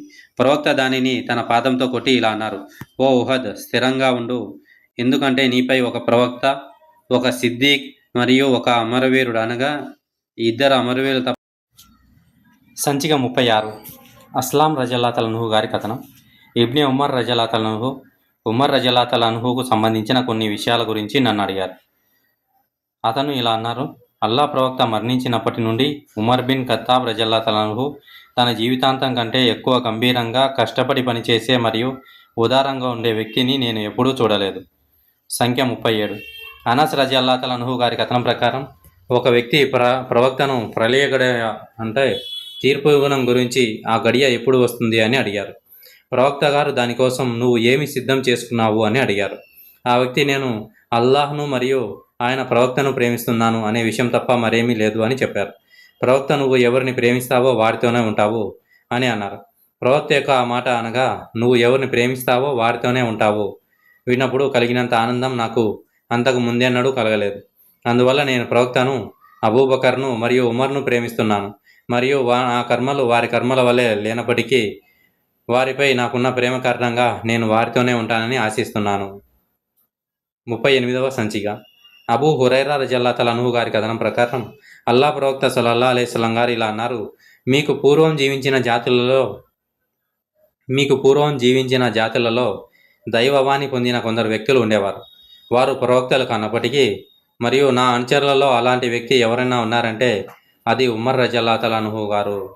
అబూ హురైరా రజల్లాహు అన్హు గారి కథనం ప్రకారం ప్రవక్త సల్లల్లాహు అలైహి వసల్లం గారు ఇలా అన్నారు: మీకు పూర్వం జీవించిన బనీ ఇస్రాయెల్ జాతిలో దైవవాణి పొందిన కొందరు వ్యక్తులు ఉండేవారు. వారు ప్రవక్తలు కానప్పటికీ. మరియు నా అనుచరులలో అలాంటి వ్యక్తి ఎవరైనా ఉన్నారంటే అది ఉమర్. 39వ సంచిక. అబూ హురైరా రజియల్లాహు అన్హు గారి కథనం ప్రకారం అల్లా ప్రవక్త సల్లల్లాహు అలైహి వసల్లం గారు ఇలా అన్నారు: ఒక కాపరి తన గొర్రెల మధ్య ఉండగా ఒక తోడేలు వాటిపై దాడి చేసి ఒక గొర్రెను ఎత్తుకుపోయింది. ఆ కాపరి దానిని తరిమివేసి ఆ గొర్రెను తోడేలు బారి నుండి విడిపించారు. ఆ తోడేలు గొర్రెల కాపరి వైపు తిరిగి ఇలా అంది: క్రూర మృగాల రోజున నేను తప్ప ఈ గొర్రెలకు వేరే కాపరి లేనప్పుడు వాటిని ఎవరు కాపాడుతారు? ప్రజలు అల్లాకు మహిమ కలుగాక సుబహానల్లా అన్నారు. ప్రవక్త ఇలా అన్నారు: కానీ నేను దానిని నమ్ముతాను. అబూబకర్ మరియు ఉమర్ రజల్లాహు అన్హుమాలు కూడా నమ్ముతారు. అయినప్పటికీ అబూబకర్ మరియు ఉమర్ రజల్లాహు అన్హుమాలు ఆ సంఘటన జరిగిన ప్రదేశంలో లేరు. హదీస్ 40. అబూ సయీద్ అల్ ఖుద్రీ రజియల్లాహు అన్హు గారి కథనం ప్రకారం అల్లా ప్రవక్త సల్లల్లాహు అలైహి వసల్లం గారు ఇలా చెప్పడం నేను విన్నాను: నేను నిద్రపోతున్నప్పుడు ప్రజలు నాకు కలలో కనిపించారు. వారు చొక్కాలు ధరించి ఉన్నారు. వాటిలో కొన్ని వారి ఛాతీల మీద మాత్రమే కప్పుతూ ఉన్నాయి. మరికొన్ని కొంచెం పొడవుగా ఉన్నాయి. ఉమర్ రజియల్లాహు అన్హు నా ముందు కనిపించారు. మరియు అతని చొక్కా ఎంత పొడవుగా ఉందంటే అతను దానిని ఈడ్చుకుంటూ వెళ్తున్నారు. వారు అడిగారు: ఓ అల్లా ప్రవక్త, మీరు దీనిని ఎలా అన్వయించారు? ఆయన అన్నారు: ధర్మం. హదీస్ 41. అల్ మిస్వార్ బిన్ మక్రమా రజియల్లాహు అన్హు గారి కథనం ప్రకారం ఉమర్ రజియల్లాహు అన్హును కత్తితో పొడిచినప్పుడు అతను తీవ్రమైన బాధ యొక్క సంకేతాలను చూపించారు. ఇబ్ని అబ్బాస్ రజియల్లాహు అన్హు ఉమర్ రజియల్లాహు అన్హును ప్రోత్సహించాలనే ఉద్దేశంతో అతనితో ఇలా అన్నారు: ఓ విశ్వాసుల నాయక, మీకు ఏమి జరిగిందో పట్టించుకోకండి. ఎందుకంటే మీరు అల్లా ప్రవక్త సాంగత్యంలో ఉన్నారు మరియు ఆయనతో మంచి సంబంధాలు కొనసాగించారు. మరియు ఆయన మీపై సంతోషంగా ఉన్నప్పుడే మీరు ఆయన నుండి విడిపోయారు. ఆ తర్వాత మీరు అబూబకర్ సాంగత్యంలో ఉన్నారు మరియు ఆయనతో మంచి సంబంధాలు కొనసాగించారు. మరియు ఆయన మీపై సంతోషంగా ఉన్నప్పుడే మీరు ఆయన నుండి విడిపోయారు, అనగా ఆయన మరణించారు. ఆ తర్వాత మీరు ముస్లింల సాంగత్యంలో ఉన్నారు మరియు వారితో మంచి సంబంధాలు కొనసాగించారు. మరియు మీరు వారిని విడిచిపెడితే వారు మీపై సంతోషంగా ఉన్నప్పుడే మీరు వారిని విడిచిపెడతారు.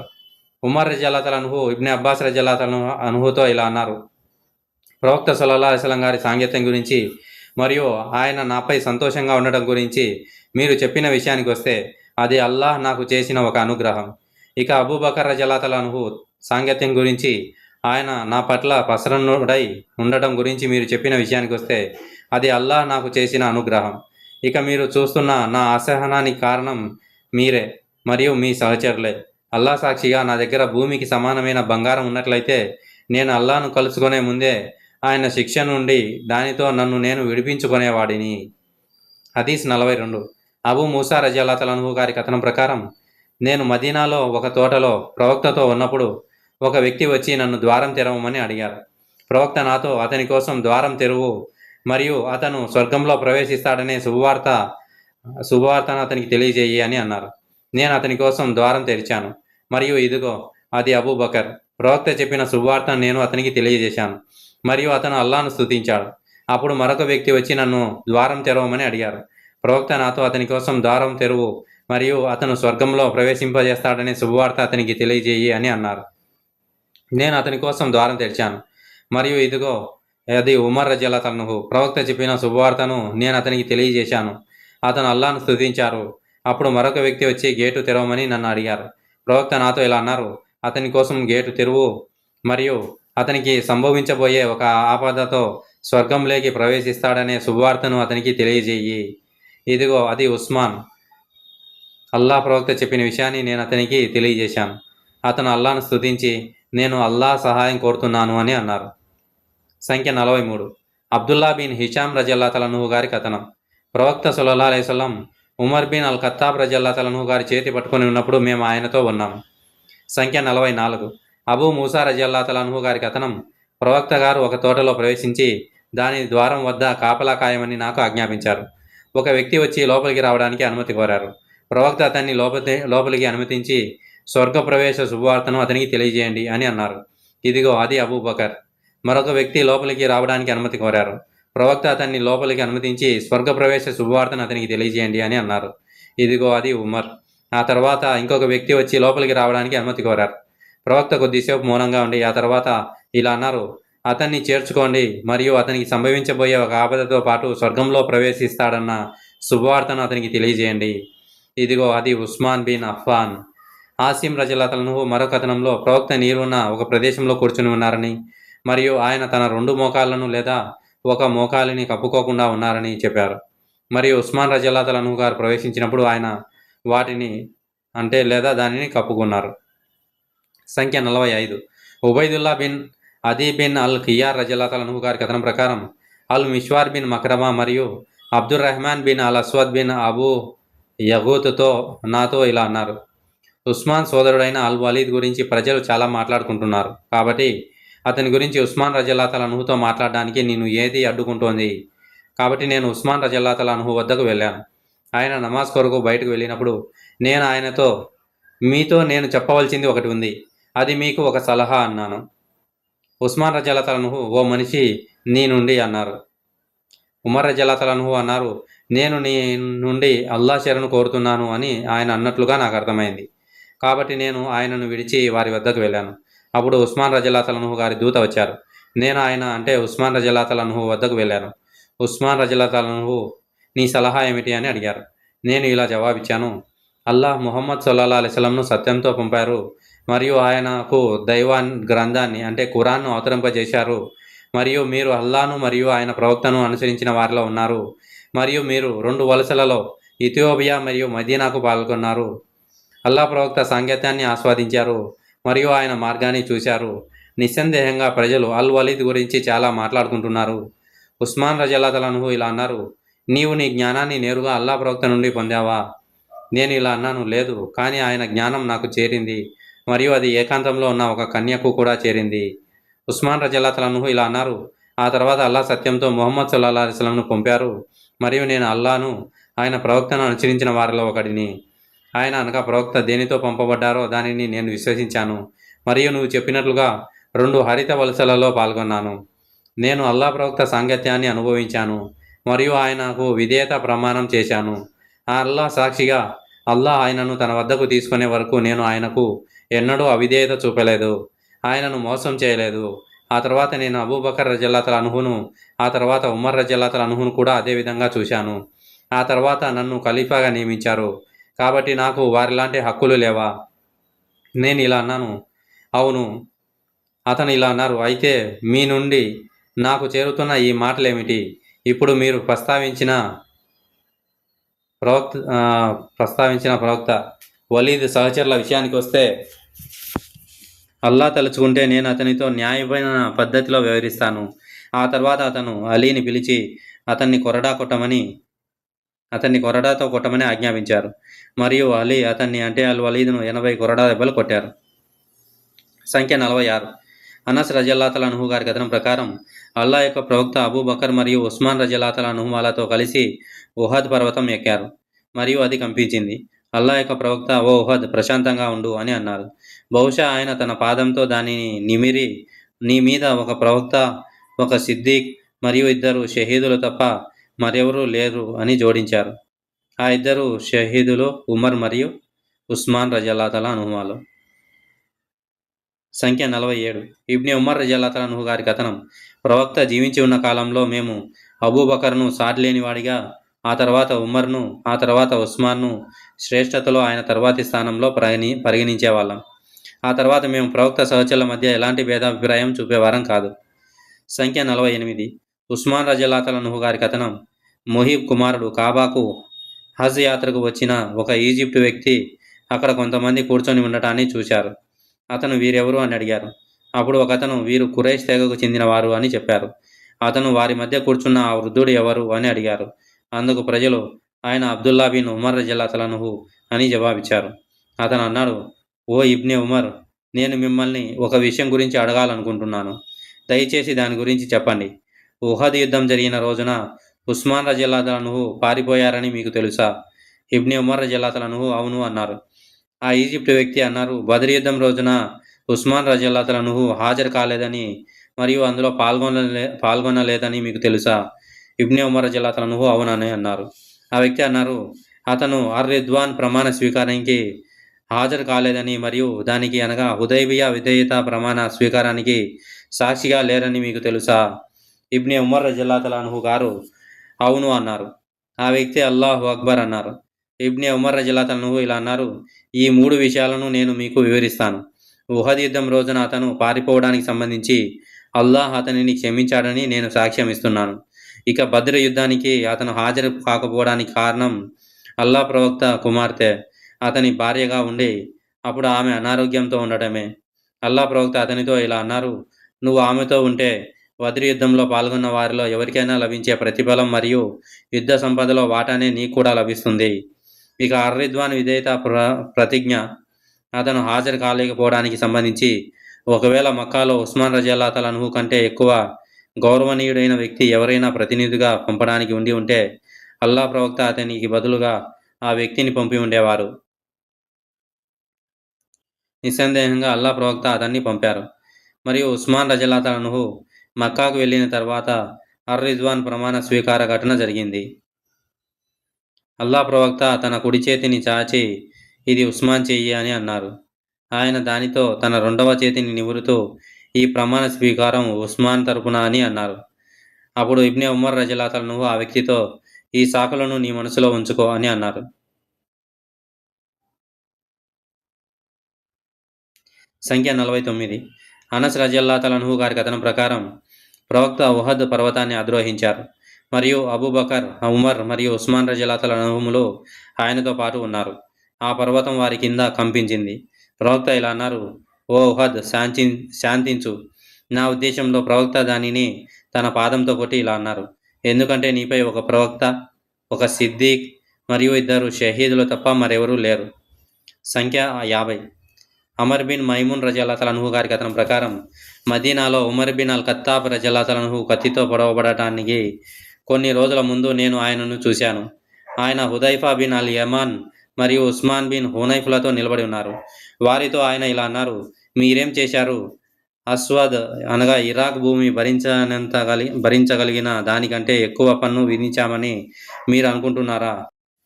వారు దాని గొప్ప దిగుబడి కారణంగా అది భరించగలిగినంత పన్నునే మేము దానిపై విధించాము అని జవాబిచ్చారు. ఉమర్ రజల్లాహు మళ్ళీ భూమి భరించలేని పన్నును మీరు దానిపై విధించారేమో చూసుకోండి అన్నారు. వారు లేదు, మేము విధించలేదు అన్నారు. ఉమర్ రజల్లాహు ఇంకా ఇలా అన్నారు, అల్లాహ్ నన్ను బతికిస్తే నా తర్వాత ఇరాక్లోని వితంతువులకు పోషణ కోసం పురుషుల అవసరం లేకుండా చేస్తాను. కానీ కేవలం 4 రోజులు గడిచేసరికి ఆయన కత్తితో పొడిచి చంపబడ్డారు. అతను పొడిచిన రోజు నేను నిలబడి ఉన్నాను మరియు నాకు అతనికి అంటే ఉమర్ రజల్లాహు మధ్య అబ్దుల్లా బిన్ అబ్బాస్ తప్ప మరెవరూ లేరు. ఉమర్ రజల్లాహు ఆ 2 వరుసల మధ్య నిలబడి వెళ్ళినప్పుడల్లా నిటారుగా నిలబడండి అని చెప్పేవారు.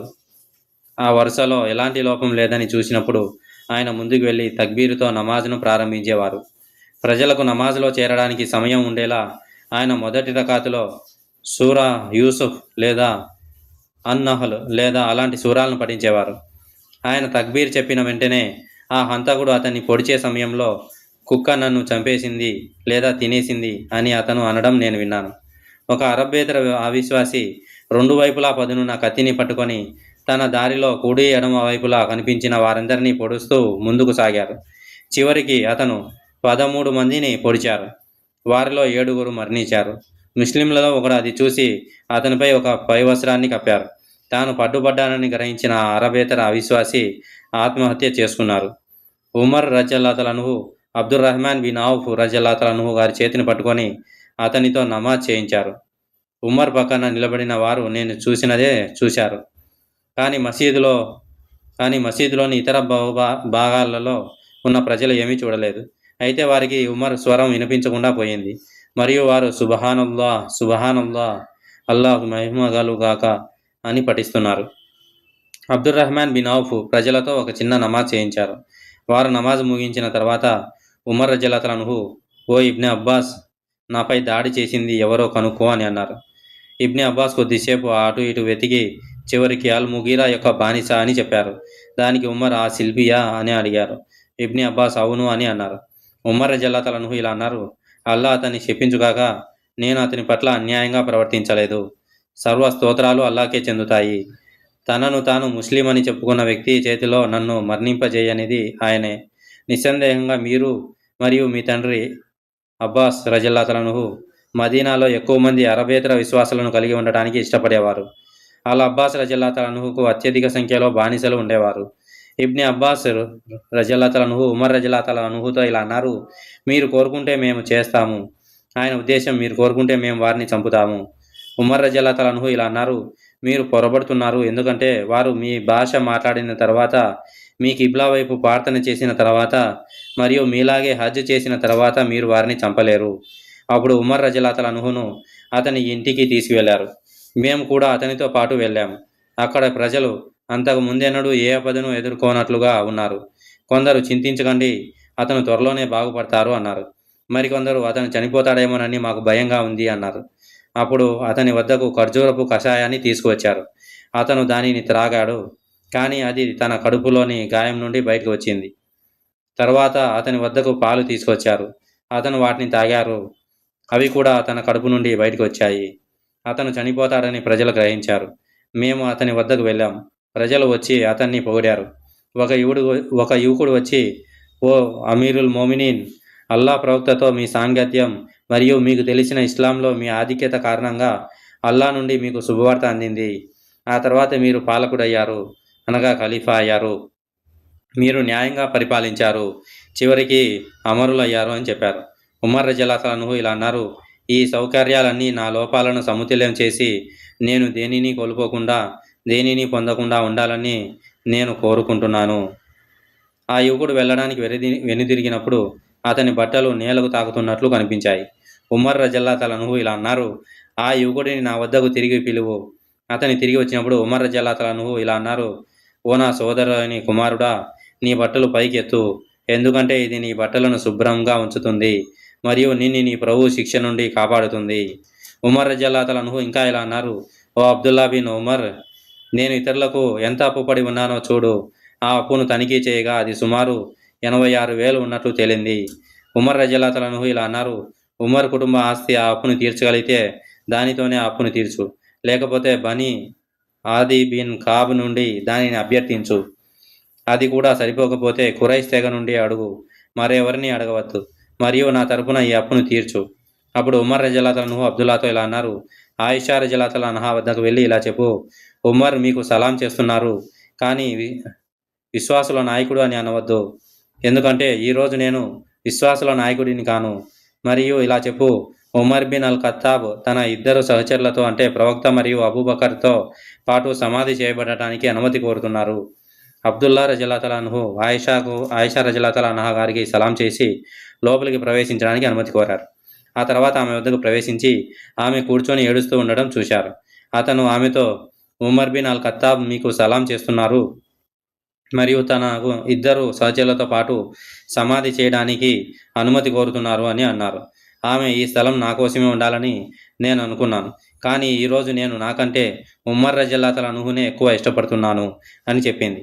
అతను తిరిగి వచ్చినప్పుడు ఉమర్ రజల్లాహుతో అబ్దుల్లా బిన్ ఉమర్ రజల్లాహు గారు వచ్చారు అని చెప్పబడింది. ఉమర్ రజల్లాహు నన్ను కూర్చోబెట్టండి అని అన్నారు. ఎవరో ఆయన శరీరాన్ని పట్టుకొని ఆసరాగా నిలబెట్టగా ఉమర్ రజల్లాహు అబ్దుల్లా రజల్లాహును మీకేం సమాచారం ఉంది అని అడిగారు. దానికి ఆయన, అమీరుల్ మోమినీన్, మీ ఆజ్ఞ ప్రకారమే జరిగింది, ఆమె అనుమతి ఇచ్చింది అని అన్నారు. ఉమర్ రజల్లాహు ఇలా అన్నారు, అల్లాహకే సర్వస్తోత్రాలు, నాకు దీనికంటే ముఖ్యమైనది ఏదీ లేదు. కాబట్టి నేను మరణించినప్పుడు నన్ను తీసుకువెళ్ళి ఆయిషా రజల్లాహు అన్హాకు సలాం చేసి ఇలా చెప్పండి, ఉమర్ బిన్ ఖత్తాబ్ రజల్లాహు ప్రవక్తతో పాటు సమాధి చేయబడటానికి అనుమతి కోరుతున్నాను. ఆమె అనుమతి ఇస్తే నన్ను అక్కడే సమాధి చేయండి. ఒకవేళ ఆమె నిరాకరిస్తే నన్ను ముస్లింల సమాధుల ప్రదేశానికి తీసుకువెళ్ళండి. అప్పుడు హఫ్సా రజల్లాహు అన్హా తనతో పాటు నడుస్తున్న అనేక ఇతర స్త్రీలతో కలిసి వచ్చారు. మేము ఆమెను చూసినప్పుడు మేము వెళ్ళిపోయాం. ఆమె ఉమర్ రజల్లాహు వద్దకు లోపలికి వెళ్ళి అక్కడ కొంతసేపు ఏడ్చింది. ఉమర్ రజల్లాహు గారి కుమార్తె. పురుషులు లోపలికి రావడానికి అనుమతి అడిగినప్పుడు ఆమె వేరొక ప్రదేశానికి వెళ్ళింది మరియు మేము ఆమె లోపలి ఏడుపు విన్నాము.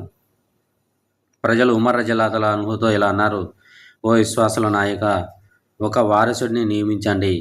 ఉమర్ రజల్లాహు ఇలా అన్నారు, అల్లా ప్రవక్త మరణించే ముందు ఎవరి పట్ల ప్రసన్నుడయ్యాడో ఆ వ్యక్తి ఆ కింది వ్యక్తులు లేదా సమూహం కంటే ఈ పదవికి మరెవరూ ఎక్కువ తగినవారు నాకు అనిపించడం లేదు.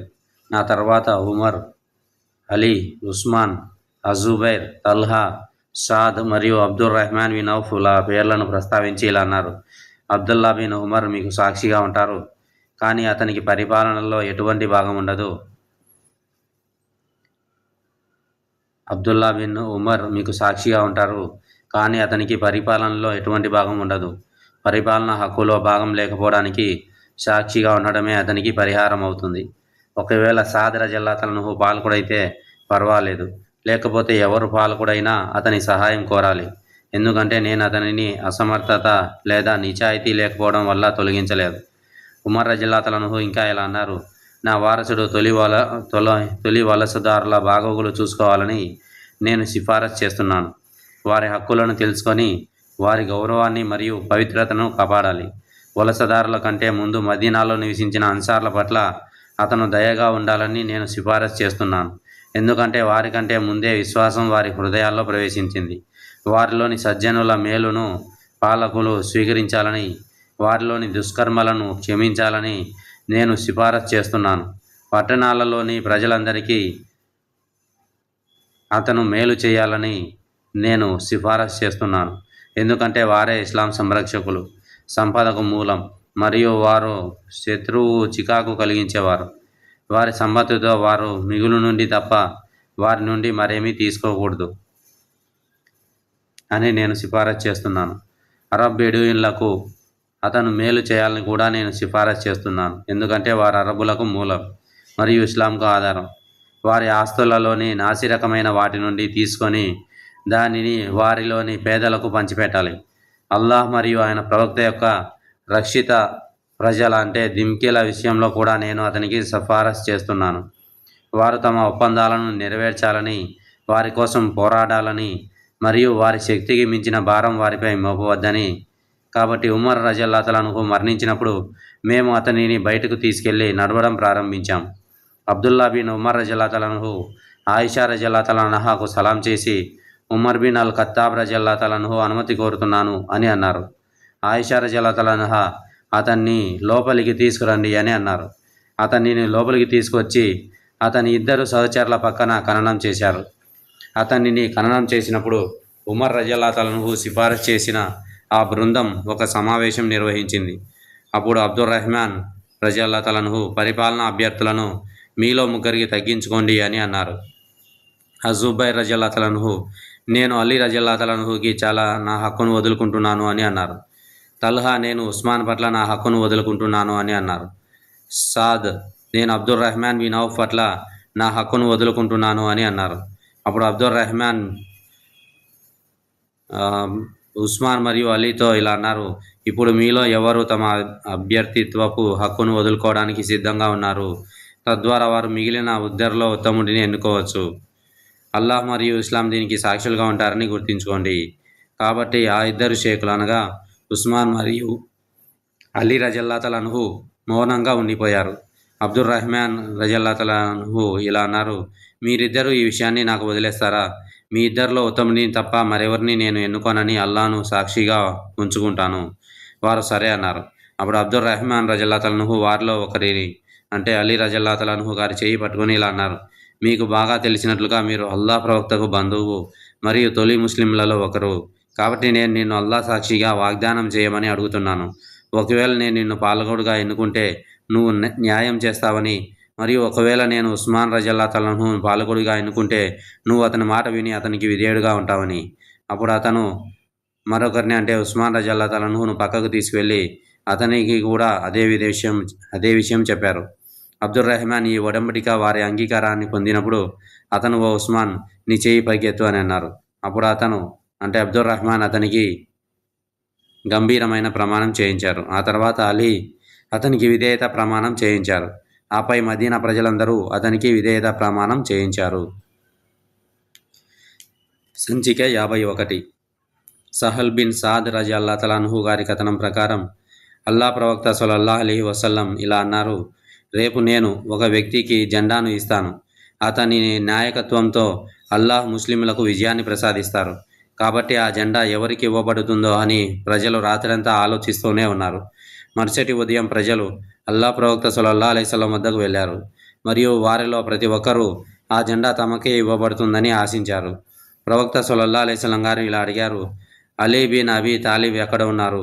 ప్రజలు ఇలా జవాబిచ్చారు, ఓ అల్లా ప్రవక్త, ఆయన ఇలా అన్నారు, అతని కోసం కబురు పంపి నా వద్దకు తీసుకురండి. కాబట్టి అలీ రజల్లాహు అన్హు వద్దకు వచ్చినప్పుడు ప్రవక్త సల్లల్లాహు అలైహి వసల్లం అతని కళ్ళలో ఉమ్మివేసి అతనికి మేలు జరగాలని ప్రార్థించారు. మరియు అతనికి ఏ జబ్బు లేనట్లుగా బాగుపడ్డారు. అప్పుడు ప్రవక్త సల్లల్లాహు అలైహి వసల్లం అతనికి జెండా ఇచ్చారు. అలీ రజల్లాహు అన్హు ఇలా అన్నారు, ఓ అల్లా ప్రవక్త, వారు మనలా అయ్యే వరకు నేను వారితో అనగా శత్రువులతో పోరాడాలా? దానికి ప్రవక్త గారు ఇలా అన్నారు, వారికి సమీపించే వరకు స్థిరంగా వారి వైపు ముందుకు సాగండి. ఆపై వారిని ఇస్లాంకు ఆహ్వానించండి మరియు అల్లా పట్ల ఇస్లాం వారికి నిర్దేశించిన విధులను వారికి తెలియజేయండి. ఎందుకంటే అల్లా సాక్షిగా మీ ద్వారా ఒక వ్యక్తి సన్మార్గంలోకి వస్తే నగ ఇస్లాంలోకి మారితే అది మీకు ఎన్నో ఎర్ర ఒంటెల కన్నా మేలు చేస్తుంది. సంఖ్య 52. సలమా రజల్లాహు అన్హు గారి కథనం ప్రకారం ఖైబర్ యుద్ధ సమయంలో అలీ రజల్లాహు అన్హుకి కంటి సమస్య ఉండడం వల్ల అతను ప్రవక్త సల్లల్లాహు అలైహి వసల్లం వెనుక ఉండిపోయారు. ఆయనతో కలవలేదు. అప్పుడు అతను ఇలా అన్నారు, నేను అల్లాహ్ ప్రవక్త వెనుక ఎలా ఉండగలను? కాబట్టి అలీ రజల్లాహు అన్హు ప్రవక్తను అనుసరిస్తూ బయలుదేరాడు. అల్లాహ్ ముస్లింలకు దాన్ని జయించడానికి సహాయం చేసిన రోజు ఉదయానికి ముందు రోజు సాయంత్రం అల్లాహ్ యొక్క ప్రవక్త ఇలా అన్నారు, నేను జెండాను ఒక వ్యక్తికి ఇస్తాను, లేదా రేపు అల్లాహ్ మరియు ఆయన ప్రవక్తను ప్రేమించే వ్యక్తి జెండాను తీసుకుంటారు. లేదా ఇలా అన్నారు, అల్లాహ్ మరియు ఆయన ప్రవక్తను ప్రేమించే వ్యక్తి మరియు అల్లాహ్ అతని నాయకత్వంలో విజయాన్ని ప్రసాదిస్తారు. అకస్మాత్తుగా మేము ఊహించని అలీ రజల్లాహు అన్హు గారు వచ్చారు. ప్రజలు ఇతనే అలీ అని అన్నారు. అల్లాహ్ యొక్క ప్రవక్త అతనికి జెండాను ఇచ్చారు మరియు అల్లాహ్ అతనికి నాయకత్వంలో విజయాన్ని ప్రసాదించారు. సంఖ్య 53.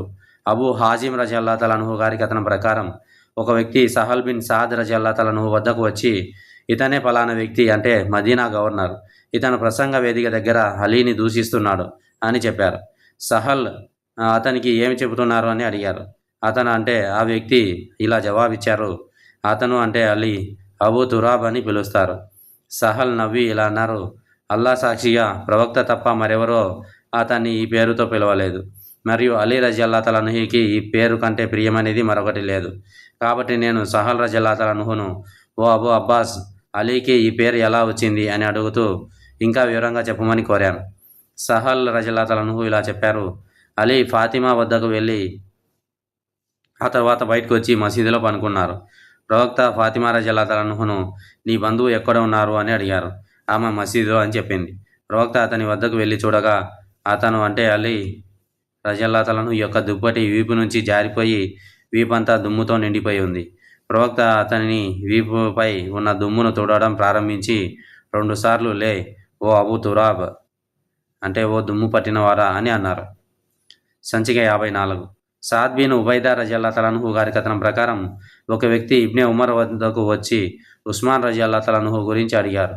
ఇబ్నే ఉమర్ రజల్లాహు అన్హు ఆయన చేసిన సత్కార్యాలను ప్రస్తావించి ఆ వ్యక్తితో ఇలా అన్నారు, బహుశా ఈ విషయాలు మీకు చికాకు కలిగిస్తున్నాయేమో. దానికి అతను అవును అన్నారు. అప్పుడు ఇబ్నే ఉమర్ రజల్లాహు అన్హు ఇలా అన్నారు, అల్లాహ్ నీ ముక్కును దుమ్ములో దూర్చుగాక అంటే నిన్ను కించపరచుగాక. ఆ తర్వాత ఆ వ్యక్తి ఆయనను అలీ రజల్లాహు అన్హు గురించి అడిగారు. ఇబ్నే ఉమర్ రజల్లాహు అన్హు ఆయన చేసిన సత్కార్యాలను ప్రస్తావించి అదంతా నిజమే మరియు అది ప్రవక్త గారి ఇళ్ల మధ్యలో ఉన్న ఆయన ఇల్లు, బహుశా ఈ విషయాలు మీకు బాధ కలిగిస్తున్నాయేమో అని అడిగారు. దానికి అతను అవును అన్నారు. అప్పుడు ఇబ్నే ఉమర్ రజల్లాహు అన్హు ఇలా అన్నారు, అల్లాహ్ నీ ముక్కులో దుమ్ము దూర్చుగాక, వెళ్ళిపోండి మరియు నాకు వ్యతిరేకంగా మీకు చేతనైనది ఏదైనా చెయ్యండి. సంఖ్య 55. అలీ రజల్లాహు అన్హు గారి కథనం. చేతలు తిరిగే వల్ల తనకు కలిగిన బాధ గురించి ఫాతిమా రజల్లాహు అన్హు గారు చేతి తిరగలి వల్ల తనకు కలిగిన బాధల గురించి ఫాతిమా రజల్లాహు అన్హా గారు ఫిర్యాదు చేసింది. కొంతమంది బందీలను ప్రవక్త వద్దకు తీసుకువచ్చారు. ఆమె ఆయన వద్దకు వచ్చింది కానీ ఆయన ఇంట్లో లేరు. అక్కడ ఆయిషా రజల్లాహు అన్హా ఉన్నారు. ఆమెతో ఫాతిమా రజల్లాహు అన్హా గారు ఒక సేవకుడు కావాలనే తన కోరిక గురించి చెప్పింది. ప్రవక్త వచ్చినప్పుడు ఫాతిమా రజల్లాహు అన్హా వచ్చిన విషయం గురించి ఆయిషా రజల్లాహు అన్హా ఆయనకు తెలియజేసింది. అలీ రజల్లాహు అన్హు ఇంకా ఇలా అన్నారు, అప్పుడు ప్రవక్త మా వద్దకు వచ్చారు. మేము మా పడక గదికి వెళ్ళినప్పుడు నేను లేవాలనుకున్నాను, కానీ ప్రవక్త సల్లల్లాహు అలైహి వసల్లం నీ స్థానంలోనే ఉండు అని అన్నారు. అప్పుడు ఆయన మా మధ్య కూర్చున్నారు. ఆయన పాదాల చల్లదనం నా ఛాతీపై తగిలేంత వరకు. అప్పుడు ఆయన ఇలా అన్నారు, మీరు నన్ను అడిగిన దానికంటే ఉత్తమమైన ఒక విషయాన్ని మీకు నేర్పనా? మీరు పనుకునేటప్పుడు అల్లాహు అక్బర్ అని 34 సార్లు, సుబహానల్లా అని 33 సార్లు, అల్హమ్దులిల్లా అని 33 సార్లు చెప్పండి. ఎందుకంటే అది మీ ఇద్దరికీ ఒక సేవకుడి కంటే ఉత్తమమైనది. సంఖ్య 56. ఉబైదా రజల్లాహు అన్హు గారి కథనం ప్రకారం అలీ రజల్లాహు అన్హు ఇరాక్ ప్రజలతో ఇలా అన్నారు, మీరు ఎలా తీర్పు చెప్పేవారో అలా చెప్పండి.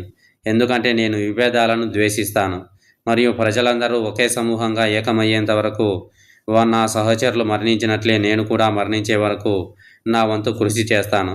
మరియు సదాద్ రజల్లాహు అన్హు గారి కథనం ప్రకారం ప్రవక్త అలీ రజల్లాహు అన్హుతో ఇలా అన్నారు, మూసా అలైహిస్సలాంకు హారూన్ ఎలా ఉన్నాడో నువ్వు నాకు ఉన్నందుకు నీకు సంతోషం కలగదా? హదీస్ 57. అబూ హురైరా రజల్లాహు అన్హు గారి కథనం ప్రకారం ప్రజలు అబూ హురైరా రజల్లాహు అన్హు చాలా కథనాలు చెబుతారు అని అనేవారు. నిజానికి నేను అల్లా ప్రవక్తకు సన్నిహితంగా ఉండేవాడిని మరియు నా కడుపు నిండిన దానితో తృప్తి చెందేవాడిని. నేను పులయబెట్టిన రొట్టె తినలేదు మరియు అలంకరించిన చారల బట్టలు ధరించలేదు మరియు ఏ పురుషుడు కానీ స్త్రీ కానీ నాకు ఎప్పుడూ సేవ చేయలేదు మరియు ఆకలితో నేను తరచుగా నా కడుపును గులకరాల ఆనించి నమస్కరించేవాడిని. మరియు నాకు తెలిసినప్పటికీ ఒక ఖురాన్ వాక్యాన్ని నాకు చదివి వినిపించమని ఒక వ్యక్తిని అడిగేవాడిని. తద్వారా అతను నన్ను తన ఇంటికి తీసుకెళ్లి భోజనం పెట్టేవారు. మరియు ప్రజలందరితో పేదల పట్ల అత్యంత ఉదారంగా ఉండేవాడు జాఫర్ బిన్ అబీ తాలిబ్. అతను మమ్మల్ని తన ఇంటికి తీసుకెళ్లి అక్కడ అందుబాటులో ఉన్న దానిని మాకు ఇచ్చేవారు. ఆయన మాకు మడత పెట్టిన ఖాళీ తోలు పాత్రను వెన్నతో నిండినది కూడా ఇచ్చేవారు. దాన్ని మేము చీల్చి అందులో ఉన్నదంతా నాకేవాళ్ళం. సంఖ్య 58. అషాబీ రజల్లాహు అన్హు గారి కథనం ప్రకారం ఇబ్నే ఉమర్ ఇబ్నే జాఫర్ను పలకరించినప్పుడల్లా ఇలా అనేవారు, అస్సలాము అలైకా, నీపై శాంతి కలుగుగాక. ఓ దుల్ జనహైన్ కుమారుడా, 2 రెక్కలు గల వ్యక్తి కుమారుడా. సంఖ్య 59.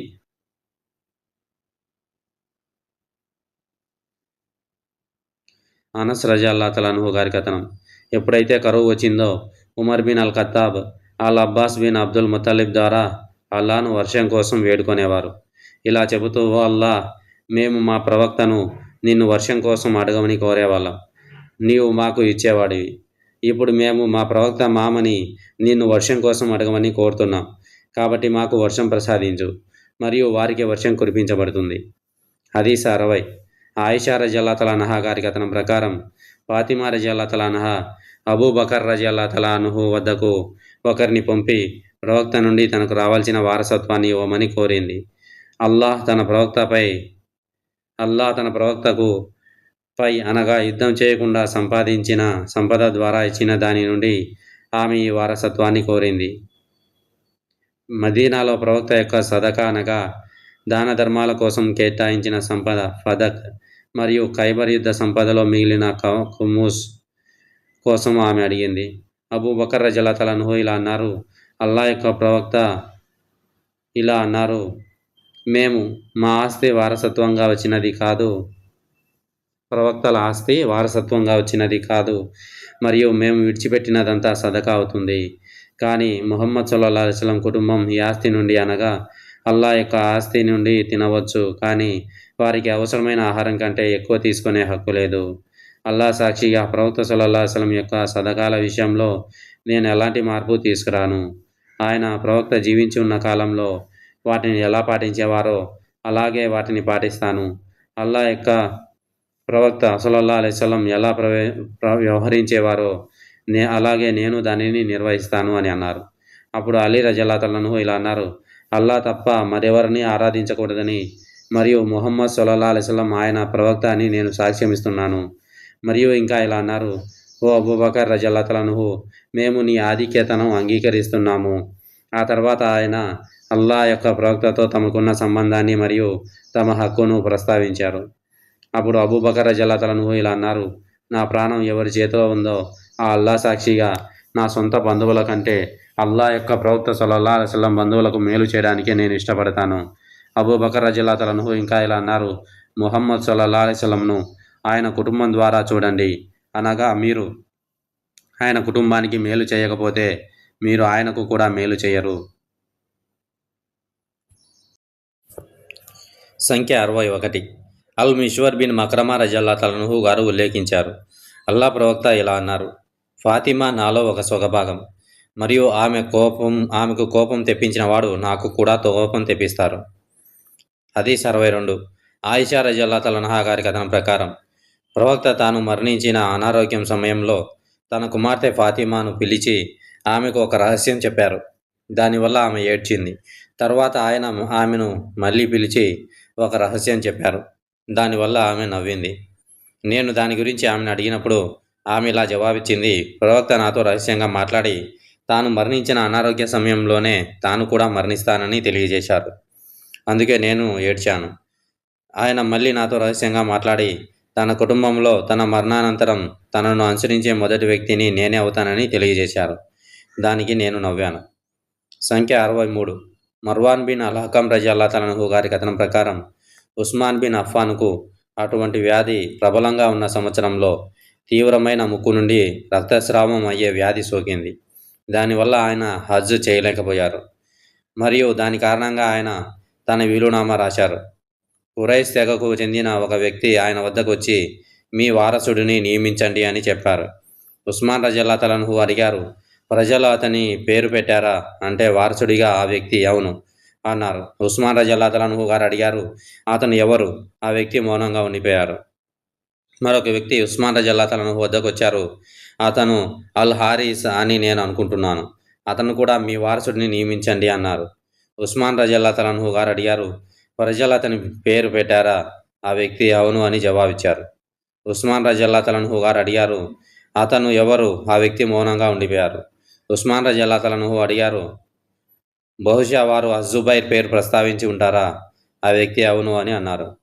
ఉస్మాన్ రజల్లాహు గారు అన్నారు, ఎవరి చేతిలో నా ప్రాణం ఉందో ఆయన సాక్షిగా నాకు తెలిసినంత వరకు వారిలో అతనే ఉత్తముడు మరియు అల్లాహ్ ప్రవక్తకు వారిలో అత్యంత ప్రియమైన వారు.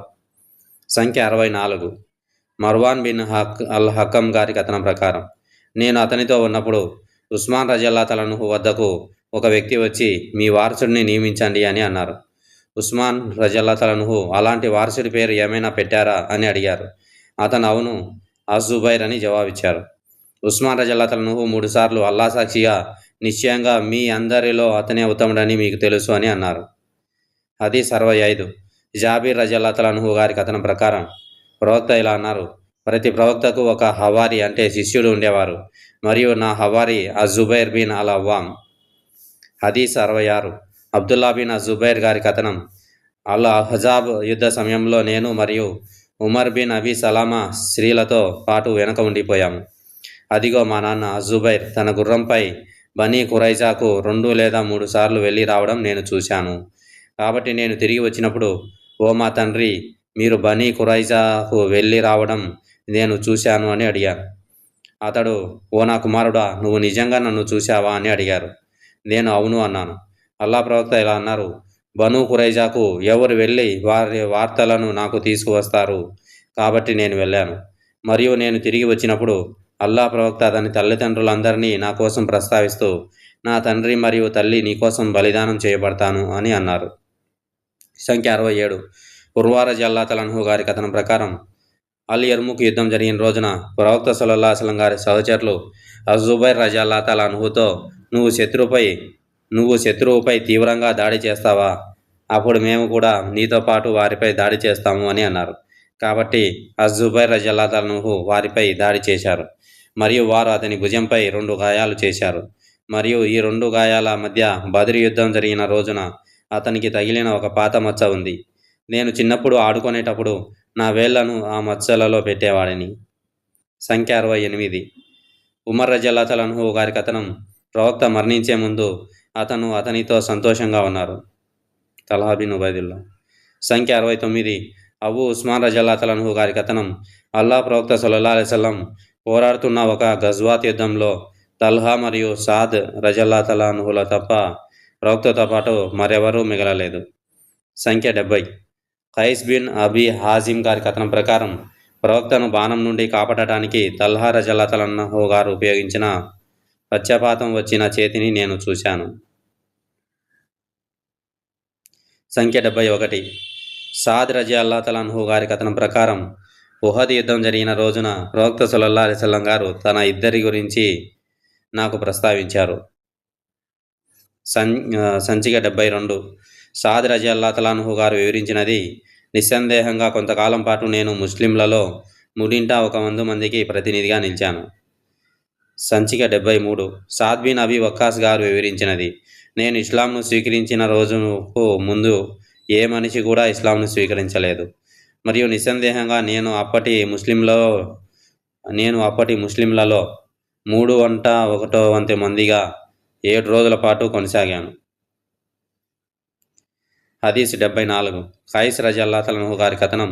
సాద్ రజల్లాహు ఇలా అనగా, నేను విన్నాను, అరబ్బులలో అల్లా మార్గం కోసం బాణం వేసిన మొదటి వ్యక్తిని నేనే. మేము ప్రవక్తలతో కలిసి పోరాడేవాళ్ళం. ఆ సమయంలో మాకు తినడానికి చెట్లు ఆకులు తప్ప మరేవీ ఉండేవి కావు. దానివల్ల మా మలం ఒంటె లేదా గొర్రెల విసర్జితాల వలె కలవడానికి ఏమీ లేకుండా ఉండేది. ఈరోజు బను అసద్ తెగవారు ఇస్లాంను అర్థం చేసుకోలేదని నన్ను నిందిస్తున్నారు. నా కర్మలు వ్యర్థమైతే నేను ఓడిపోయేవాడినే అవుతాను. ఆ ప్రజలు సాద్ గురించి ఉమర్ రజల్లాహుకు ఫిర్యాదు చేశారు. అతను తన నమాజులను సరిగ్గా చేయలేదని ఆరోపించారు. హదీస్ 75. ప్రవక్త యొక్క అల్లుల గురించి కథనం చేయబడింది, మరియు వారిలో ఒకరు అబూ అల్ ఆస్ బిన్ అర్ రబీ. సంఖ్య 76. అల్ మిష్వార్ బిన్ మక్రమా రజల్లాహు గారి కథనం ప్రకారం అలీ రజల్లాహు అబూ జహల్ కుమార్తెను వివాహం చేసుకోవాలని కోరాడు. ఈ విషయం ఫాతిమా రజల్లాహు తెలియగా ఆమె ప్రవక్త వద్దకు వెళ్ళి, అలీ రజల్లాహు ఇప్పుడు అబూ జహల్ కుమార్తెను వివాహం చేసుకోబోతున్నారు, కాబట్టి మీరు మీ కుమార్తెల కోసం కోపగించుకోరని మీ ప్రజలు భావిస్తున్నారని చెప్పింది. దానిపై అల్లా ప్రవక్త లేచి తషహుద్ పఠనం తర్వాత ఆయన ఇలా అనడం నేను విన్నాను. ఆ తర్వాత ఇస్లాంకు ముందు నేను నా కుమార్తెలలో ఒకరిని, అనగా అబూ అల్ ఆస్ బిన్ అర్ రబీకి ప్రవక్త కుమార్తె అయిన జైనబ్ భర్త ఇచ్చి వివాహం చేశాను, మరియు అతను నాతో చెప్పిన ప్రతి విషయంలోనూ సత్యవంతుడని నిరూపించుకున్నారు. నిస్సందేహంగా ఫాతిమా నాలో ఒక భాగం. ఆమె బాధపడటం చూడడం నాకు ఇష్టం లేదు. అల్లా సాక్షిగా, అల్లా ప్రవక్త కుమార్తె మరియు అల్లా శత్రువు కుమార్తె ఒకే వ్యక్తి భార్యలుగా ఉండలేరు. కాబట్టి అలీ ఆ నిశ్చితార్థాన్ని వదులుకున్నారు. అల్ మిష్వార్ రజల్లాహు ఇంకా ఇలా అన్నారు, ప్రవక్త మాట్లాడుతుండగా నేను విన్నాను, మరియు ఆయన బనీ అబ్దుల్ షమ్స్ తెగకు చెందిన తన అల్లుడు గురించి ప్రస్తావించారు. ఆయన సంబంధం విషయంలో అతన్ని ఎంతగానో ప్రశంసించి ఇలా అన్నారు, ఎప్పుడైనా అతను నాతో మాట్లాడినప్పుడు సత్యమే పలికారు, మరియు అతను నాకు వాగ్దానం చేసినప్పుడల్లా తన వాగ్దానాన్ని నెరవేర్చారు. సంఖ్య 77. అబ్దుల్లా బిన్ ఉమర్ రజల్లాహు గారి కథనం ప్రకారం ప్రవక్త ఉసామా బిన్ జైద్ నాయకత్వంలో ఒక సైన్యాన్ని పంపారు. కొంతమంది అతని నాయకత్వాన్ని విమర్శించినప్పుడు ప్రవక్త ఇలా అన్నారు, మీరు ఉసామా నాయకత్వాన్ని విమర్శిస్తుంటే మీరు ఇంతకుముందు అతని తండ్రి నాయకత్వాన్ని కూడా విమర్శించేవారు. అల్లా సాక్షిగా అతను నాయకత్వానికి అర్హుడు, మరియు నాకు అత్యంత ప్రియమైన వ్యక్తులలో ఒకరు, మరియు ఇప్పుడు అతని అంటే జైద్ తర్వాత ఇతను ఉసామా నాకు అత్యంత ప్రియమైన వారిలో ఒకరు. సంఖ్య 78. ఉర్వా రజల్లాహు గారి కథనం ప్రకారం ఆయిషా రజల్లాహు గారు ఇలా అన్నారు, ప్రవక్త సమక్షంలో ఉసామా బిన్ జైద్ మరియు జైద్ బిన్ హారిసా నిద్రపోతున్నప్పుడు ఒక కాయిఫ్ అంటే ముఖ లక్షణ శాస్త్రం ద్వారా మరియు శిశువు యొక్క శరీర భాగాలను పరీక్షించడం ద్వారా ఒక వ్యక్తి యొక్క వంశాన్ని గుర్తించడంలో నైపుణ్యం కలవాడు నా వద్దకు వచ్చారు. ఆ కాయిఫ్ ఇలా అన్నారు, ఈ పాదాలు ఉసామా మరియు అతని తండ్రివి, ఒకే వంశానికి చెందిన వ్యక్తులవి. ప్రవక్త ఆ మాటలకు సంతోషించారు, మరియు అది ఆయన ప్రశంసలను పొందింది, మరియు ఆయన దానిని ఆయిషా రజల్లాహు చెప్పారు. సంఖ్య 79. ఆయిషా రజల్లాహు గారి కథనం ప్రకారం ఖురైష్ తెగ ప్రజలు మఖ్జూమియా స్త్రీ గురించి ఆందోళన చెందారు. వారు ఇలా అన్నారు: ఉసామా బిన్ జైద్ తప్ప మరెవరూ ఆయనతో ప్రవక్తతో మాట్లాడడానికి సాహసించరు. ఎందుకంటే అతను అల్లా యొక్క ప్రవక్తకు అత్యంత ప్రియమైన వారు. ఆయిషా రజియల్లాహు అన్హా ఇలా అన్నారు: బనీ మఖ్జూమియా చెందిన ఒక స్త్రీ దొంగతనం చేసింది మరియు ప్రజలు ఆమె కోసం ప్రవక్త వద్ద ఎవరు సిఫారసు చేయగలరు అని అన్నారు. కాబట్టి ఎవరూ ఆయనతో ప్రవక్తతో మాట్లాడడానికి సాహసించలేదు. కానీ ఉసామా బిన్ జైద్ ఆయనతో మాట్లాడారు. ప్రవక్త ఇలా అన్నారు: బనీ ఇస్రాయల్ సంతతిలో ఒక గౌరవమైన వ్యక్తి దొంగతనం చేస్తే వారు అతన్ని క్షమించేవారు. కానీ ఒక పేదవాడు దొంగతనం చేస్తే వారు అతని చేతిని నరికి వేసేవారు. కానీ ఫాతిమా రజియల్లాహు అన్హా ప్రవక్త కుమార్తె దొంగతనం చేస్తే నేను ఆమె చేతిని కూడా నరికివేస్తాను. హదీస్ 80. అబ్దుల్లా బిన్ దీనార్ రజియల్లాహు అన్హు గారి కథనం ప్రకారం ఒకరోజు ఇబ్నే ఉమర్ రజియల్లాహు అన్హు మసీదులో ఉండగా మసీదులోని ఒక మూలలో తన బట్టలను ఈడ్చుకుంటూ నడుస్తున్న ఒక వ్యక్తిని చూశారు. ఆయన, అతనెవరో చూడండి, అతను నా దగ్గర ఉంటే బాగుండేది అన్నారు. అప్పుడు ఎవరో ఇబ్నే ఉమర్ రజియల్లాహు అన్హుతో, ఓ అబ్దుర్ రెహమాన్, మీకు తెలియదా, ఇతను ముహమ్మద్ బిన్ ఉసామా అన్నారు. దానికి ఇబ్నే ఉమర్ రజియల్లాహు అన్హు తల ఉంచి తన చేతులతో భూమిని తవ్వి ఆ తర్వాత అల్లా ప్రవక్త సల్లల్లాహు అలైహి వసల్లం ఇతన్ని చూసి ఉంటే ఇతన్ని ఇష్టపడేవారు అన్నారు. సంఖ్య 81. ఉసామా బిన్ జైద్ రజియల్లాహు అన్హు గారి కథనం ప్రకారం ప్రవక్త సల్లల్లాహు అలైహి వసల్లం అతడిని అంటే ఉసామాను మరియు అల్ హసన్ను తన ఒడిలో కూర్చోబెట్టుకొని ఇలా అనేవారు: ఓ అల్లాహ్, నేను వారిని ప్రేమించినట్లే నువ్వు కూడా వారిని ప్రేమించు. ఉసామా బిన్ జైద్ యొక్క విముక్త బానిస ఇలా అన్నారు: al Hajjaj bin Ayman bin Ayman మరియు ఐమాన్ ఇబ్నే ఐమాన్ ఉసామాకు తల్లి వైపు సోదరుడు మరియు అతను అన్సార్లలో ఒకరు.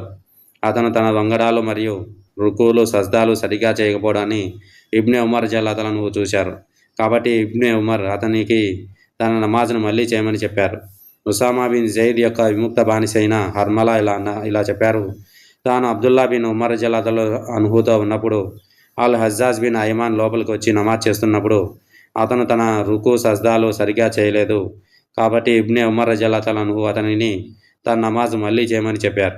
అతను వెళ్ళిపోయిన తర్వాత ఇబ్నే ఉమర్ రజియల్లాహు అన్హు నన్ను అతను ఎవరు అని అడిగారు. నేను అల్ హజ్జాజ్ బిన్ ఐమాన్ అని చెప్పాను. ఇబ్నే ఉమర్ రజియల్లాహు అన్హు ఒకవేళ అల్లా యొక్క ప్రవక్త అని అన్నారు. అతన్ని చూసి ఉంటే ప్రవక్త అతన్ని ప్రేమించి ఉండేవారు. అప్పుడు ఇబ్నే ఉమర్ రజియల్లాహు అన్హు ఐమాన్ పిల్లల పట్ల ప్రవక్తకు ఉన్న ప్రేమను ప్రస్తావించారు. ఐమాన్ ప్రవక్త యొక్క నర్సులలో ఒకరని సులైమాన్ రజియల్లాహు అన్హు గారు చెప్పారు. సంఖ్య 82. అబ్దుల్లా బిన్ ఉమర్ బిన్ అల్ ఖత్తాబ్ యొక్క యోగ్యతలు. సంఖ్య 83. ఇబ్నే ఉమర్ రజియల్లాహు అన్హు గారి కథనం ప్రవక్త జీవించి ఉన్న కాలంలో ఎవరైనా కల కంటే దానిని ప్రవక్తకు వివరించేవారు. ఒకసారి నేను ఒక కళ కనాలని దానికి ప్రవక్తకు వివరించాలని కోరుకున్నాను.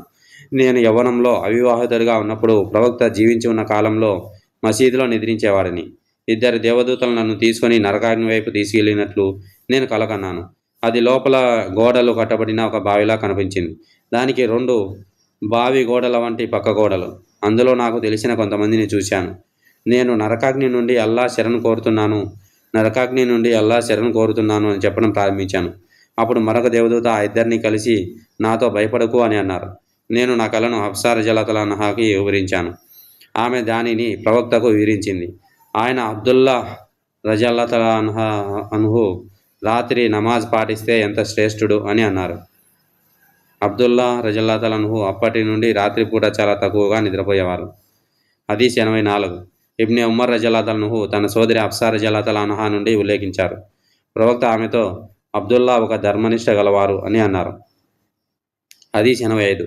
అల్కమా రజియల్లాహు అన్హు గారు ఉల్లేఖించారు: నేను షామ్కు వెళ్ళి 2 రకాతుల నమాజ్ చేసి ఆ తర్వాత ఓ అల్లాహ్, నాకు ఒక మంచి ధర్మనిష్ట గల సహచర్ని ప్రసాదించు అని ప్రార్థించాను. అందువల్ల నేను కొంతమంది వద్దకు వెళ్ళి వారితో కూర్చున్నాను.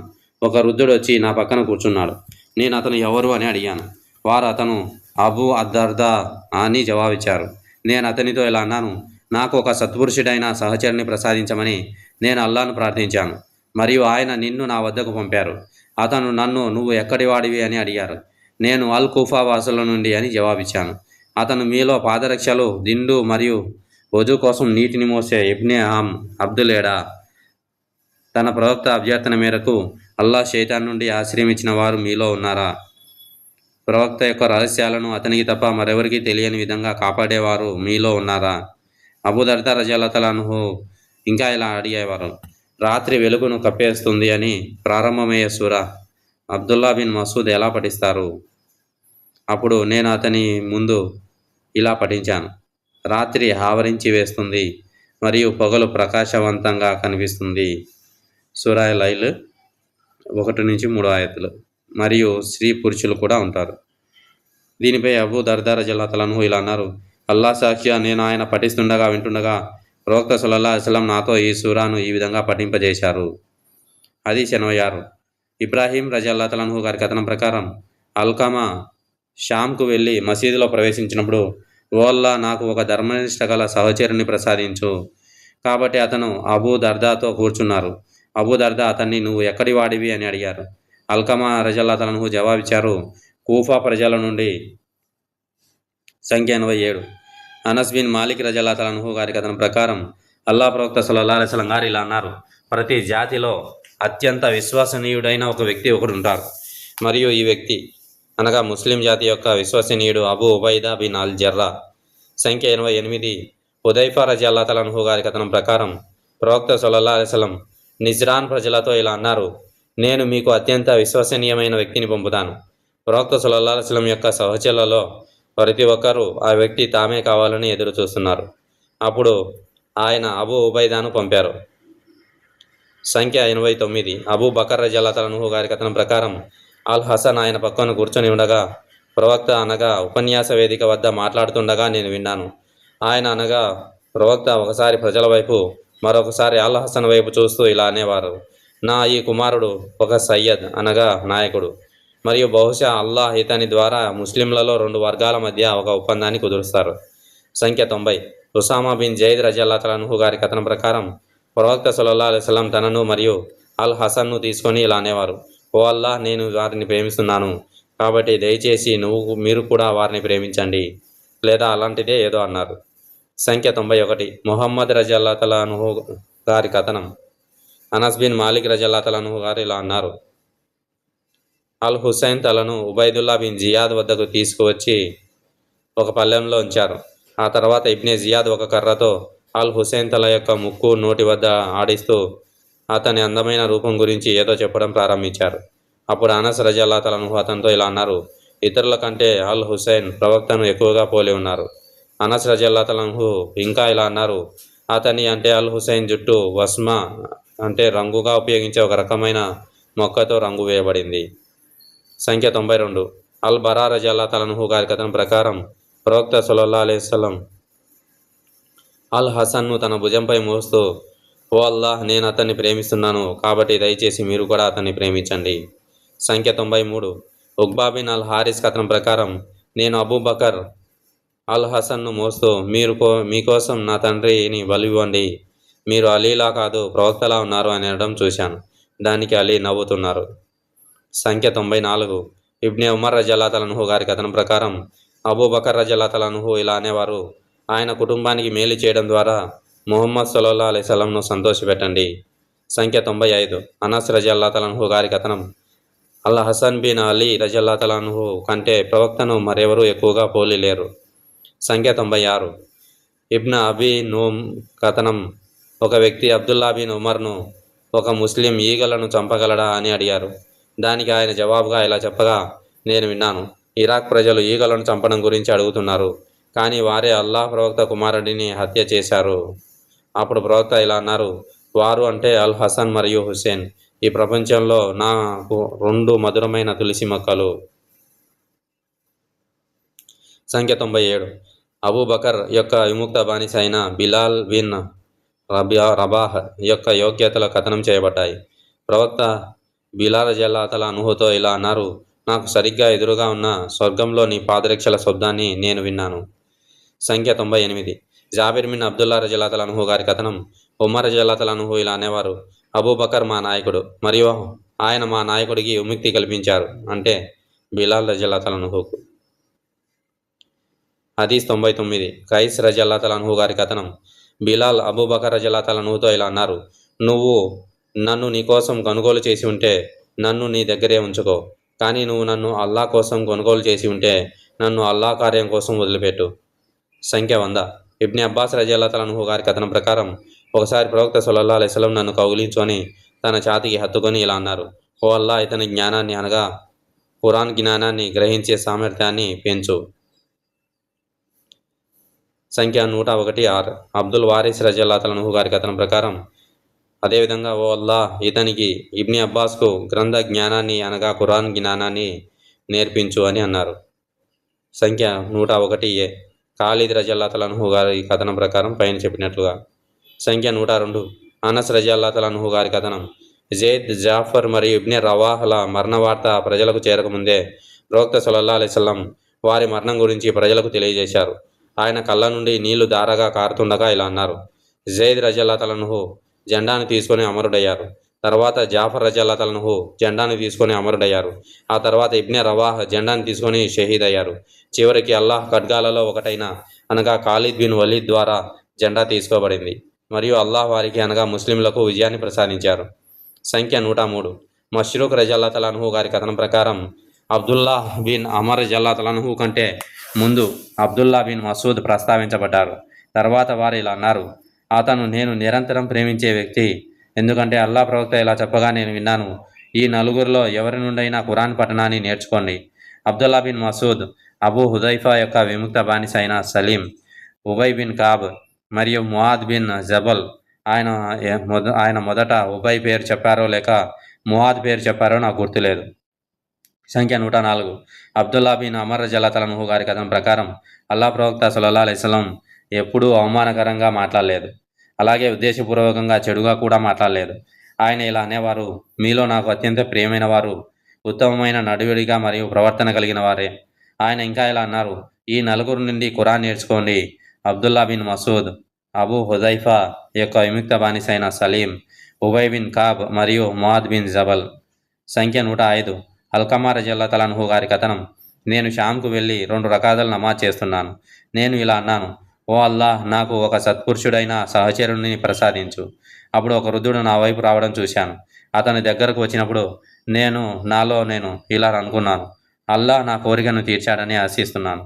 ఆ వ్యక్తి నన్ను అడిగారు: మీరు ఎక్కడి నుండి వచ్చారు? నేను జవాబిచ్చాను: నేను కూఫా వాసులలో ఒకడిని. అతను అన్నారు: మీలో ప్రవక్త గారి పాదరక్షలు, సివాక్ మరియు వజూ నీటి పాత్రను మోసేవారు లేరా?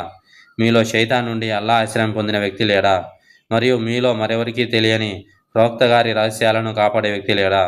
ఇబ్ని అబ్దుల్లా బిన్ మసూద్ సూరతుల్ లైల్ను ఎలా పఠించేవారు? నేను పఠించాను: రాత్రి ఆవరించినట్లుగా, పగలు ప్రకాశవంతంగా కనిపించినట్లుగా మరియు పురుషుడు మరియు స్త్రీగా. దానిపై అబూ దర్దా రజియల్లాహు అన్హు ఇలా అన్నారు: అల్లా సాక్షిగా ప్రవక్త గారు ఆయన మాటలు విన్న తర్వాత ఆ ఆయతను ఈ విధంగా చదివించారు. కానీ ఈ శ్యామ్ ప్రజలు నాతో వేరే విధంగా చెప్పించడానికి సాయశక్తులా ప్రయత్నించారు. సంఖ్య 106. అబ్దుర్ రెహమాన్ బిన్ యజీద్ గారి కథనం ప్రకారం మంచి రూపంలో మరియు నిష్కపటమైన ప్రవర్తనలో ప్రవక్త గారిని కొంతవరకు పోలి ఉండే ఒక వ్యక్తి గురించి మాకు చెప్పమని మేము హుదైఫా రజియల్లాహు అన్హును అడిగాము. తద్వారా మేము అతని నుండి మంచి నడవడిగా మరియు ఆమోదయోగ్యమైన ప్రవర్తన నేర్చుకోవచ్చు. హుదైఫా రజియల్లాహు అన్హు ఇలా సమాధానం ఇచ్చారు: రూపంలోనూ ప్రవర్తనలోనూ ఇబ్న్ అబ్ద్ అంటే ప్రవక్తను కొంతవరకు పోలిన వ్యక్తి నాకు మరొకరు తెలియదు. సంఖ్య 107. అబూ మూసా అల్ అషరీ గారి కథనం. నేను నా సోదరుడు యమన్ నుండి వచ్చాము. కొంతకాలం పాటు నేను అబ్దుల్లా బిన్ మసూద్ను ప్రవక్త కుటుంబ సభ్యులలో ఒకరిగా భావిస్తూనే ఉన్నాము, ఎందుకంటే అతని తల్లి ప్రవక్త ఇంట్లోకి తరచుగా వెళ్ళడం మేము చూసేవాళ్ళం. సంఖ్య 108. ఇబ్న్ అబూ ములైకా రజియల్లాహు అన్హు గారి కథనం. ముఆవియా ఇషా నమాజ్ తర్వాత ఒక రకాత్ విత్ర్ నమాజ్ చేశారు.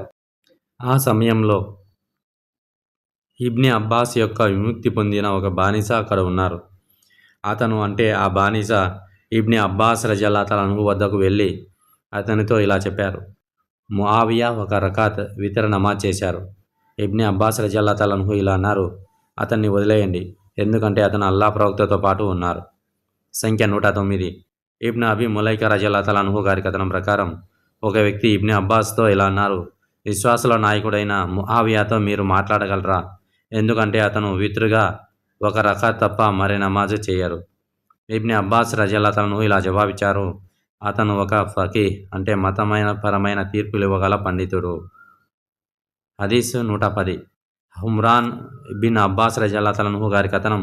ముఆవియా రజల్లాహు ప్రజలతో ఇలా అన్నారు, ప్రవక్త గారి సహచరులమైన మేము ప్రవక్త గారు నమాజు చేయడం ఎన్నడూ చూడలేదు, మరియు ఆయన దానిని చేయడాన్ని నిషేధించారు కూడా, అనగా తప్పనిసరి అయిన అసర్ నమాజ్ తర్వాత చేసే 2 రకాతులు.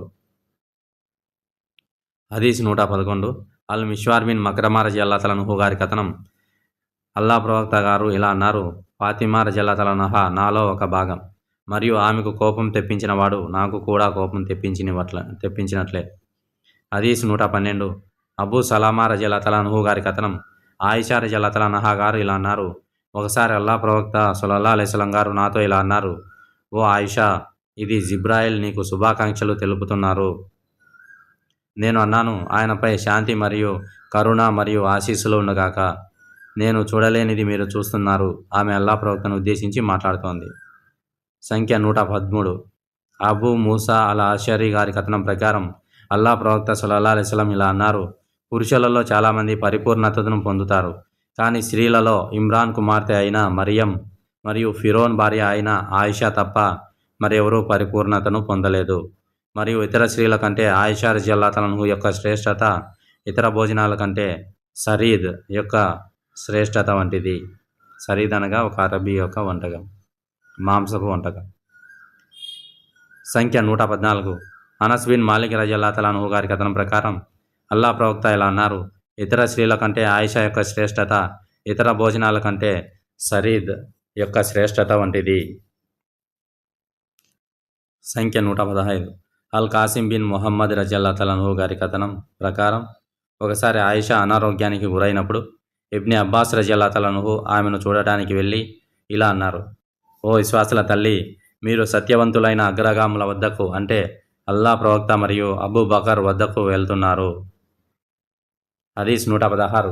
అబూ వైల్ రజల్లాహు గారి కథనం ప్రకారం అలీ రజల్లాహు రహస్యంగా ప్రవక్త కూఫా ప్రజలను యుద్ధానికి పురుగొల్పడానికి అమ్మార్ మరియు అల్ హసన్లను పంపినప్పుడు అమ్మార్ రజల్లాహు వారిని ఉద్దేశించి ఇలా అన్నారు, ఆమె అనగా ఆయిషా ఈ లోకంలోనూ పరలోకంలోనూ ప్రవక్త గారి భార్య అని నాకు తెలుసు, కానీ మీరు ఆయనను అనగా అల్లాను అనుసరిస్తారా లేక ఆమెను అనుసరిస్తారా అని అల్లాహ్ మిమ్మల్ని పరీక్షిస్తున్నారు. హదీస్ 117. ఆయిషా రజల్లాహు గారి కథనం ప్రకారం ఆమె ఆస్మా నుండి ఒక హారం అరువు తీసుకున్నారు, అది పోయింది. అల్లా ప్రవక్త దానిని వెతకడానికి తన సహచరులలో కొందరిని పంపారు. వారి ప్రయాణంలో నమాజ్ సమయం అయ్యింది, కానీ వారు హుజూ చేసుకోకుండానే నమాజ్ చేశారు. వారు ప్రవక్త గారి వద్దకు తిరిగి వచ్చినప్పుడు దాని గురించి ఫిర్యాదు చేశారు, కాబట్టి తయమ్మం అనే దైవిక వాక్యం అవతరించింది. ఉసైద్ బిన్ హుదైర్ ఆయిషా రజల్లాహుతో ఇలా అన్నారు, అల్లాహ్ మీకు గొప్ప ప్రతిఫలాన్ని ప్రసాదించుగాక. అల్లాహ్ సాక్షిగా మీకు ఎప్పుడు కష్టం వచ్చినా అల్లాహ్ మిమ్మల్ని దాని నుండి బయటికి తీసి దానితో పాటు ముస్లింలకు ఒక ఆశీర్వాదాన్ని తెచ్చిపెట్టారు. సంఖ్య 118. హిషామ్ తండ్రి కథనం ప్రకారం అల్లా ప్రవక్త ప్రాణాంతకమైన అనారోగ్యంతో ఉన్నప్పుడు ఆయన తన భార్యలను సందర్శిస్తూ రేపు నేను ఎక్కడ ఉంటాను అని అడగడం ప్రారంభించారు. ఆయన ఆయిషా రజల్లాహు ఇంట్లో ఉండాలని ఆతృతగా ఉన్నారు. ఆయిషా రజల్లాహు ఇలా అన్నారు, కాబట్టి నా వంతు వచ్చినప్పుడు ప్రవక్త మౌనంగా ఉండిపోయారు, ఇక ఆ ప్రశ్న అడగలేదు. సంఖ్య 119. హిషామ్ రజల్లాహు గారి తండ్రి కథనం ప్రకారం ఆయిషా వంతు వచ్చిన రోజున ప్రజలు ప్రవక్తకు బహుమతులు పంపేవారు. ఆయిషా రజల్లాహు ఇలా అన్నారు, నా సహచరులు అంటే ప్రవక్త యొక్క ఇతర భార్యలు ఉమ్మె సలమా ఇంట్లో సమావేశమై ఇలా అన్నారు, ఓ ఉమ్మె సలమా, అల్లా సాక్షిగా ప్రజలు ఆయిషా వంతు వచ్చిన రోజున బహుమతులు పంపడానికి ఇష్టపడతారు, మరియు మేము కూడా ఆయిషా వలె మంచిని అంటే బహుమతులు మొదలైన వాటిని ప్రేమిస్తాము. ఆయన ఎక్కడ ఉన్నా లేదా ఆయన వంతు ఎక్కడ వచ్చినా ప్రజలు తమ బహుమతులను ఆయనకు పంపమని చెప్పమని మీరు అల్లా ప్రవక్తకు చెప్పండి. ఉమ్మె సలమా ఆ మాట ప్రవక్తతో చెప్పగా ఆయన ఆమె నుండి ముఖం తిప్పుకున్నారు. ప్రవక్త తిరిగి ఆమె అంటే ఉమ్మె సలమా వద్దకు వచ్చినప్పుడు ఆమె అదే విషయాన్ని మళ్ళీ చెప్పింది, మరియు ప్రవక్త మళ్ళీ ముఖం తిప్పుకున్నారు. ఆమె మూడవసారి అదే విషయాన్ని చెప్పినప్పుడు ప్రవక్త గారు ఇలా అన్నారు, ఓ ఉమ్మె సలమా, ఆయిషా రజల్లాహుకు హాని చేసిన నన్ను ఇబ్బంది పెట్టకండి. దైవమైన అల్లా సాక్షిగా ఆమె తప్ప మీలో ఏ స్త్రీ దుప్పటి కింద ఉన్నప్పుడు నాకు ఎన్నడూ దైవవాణి రాలేదు.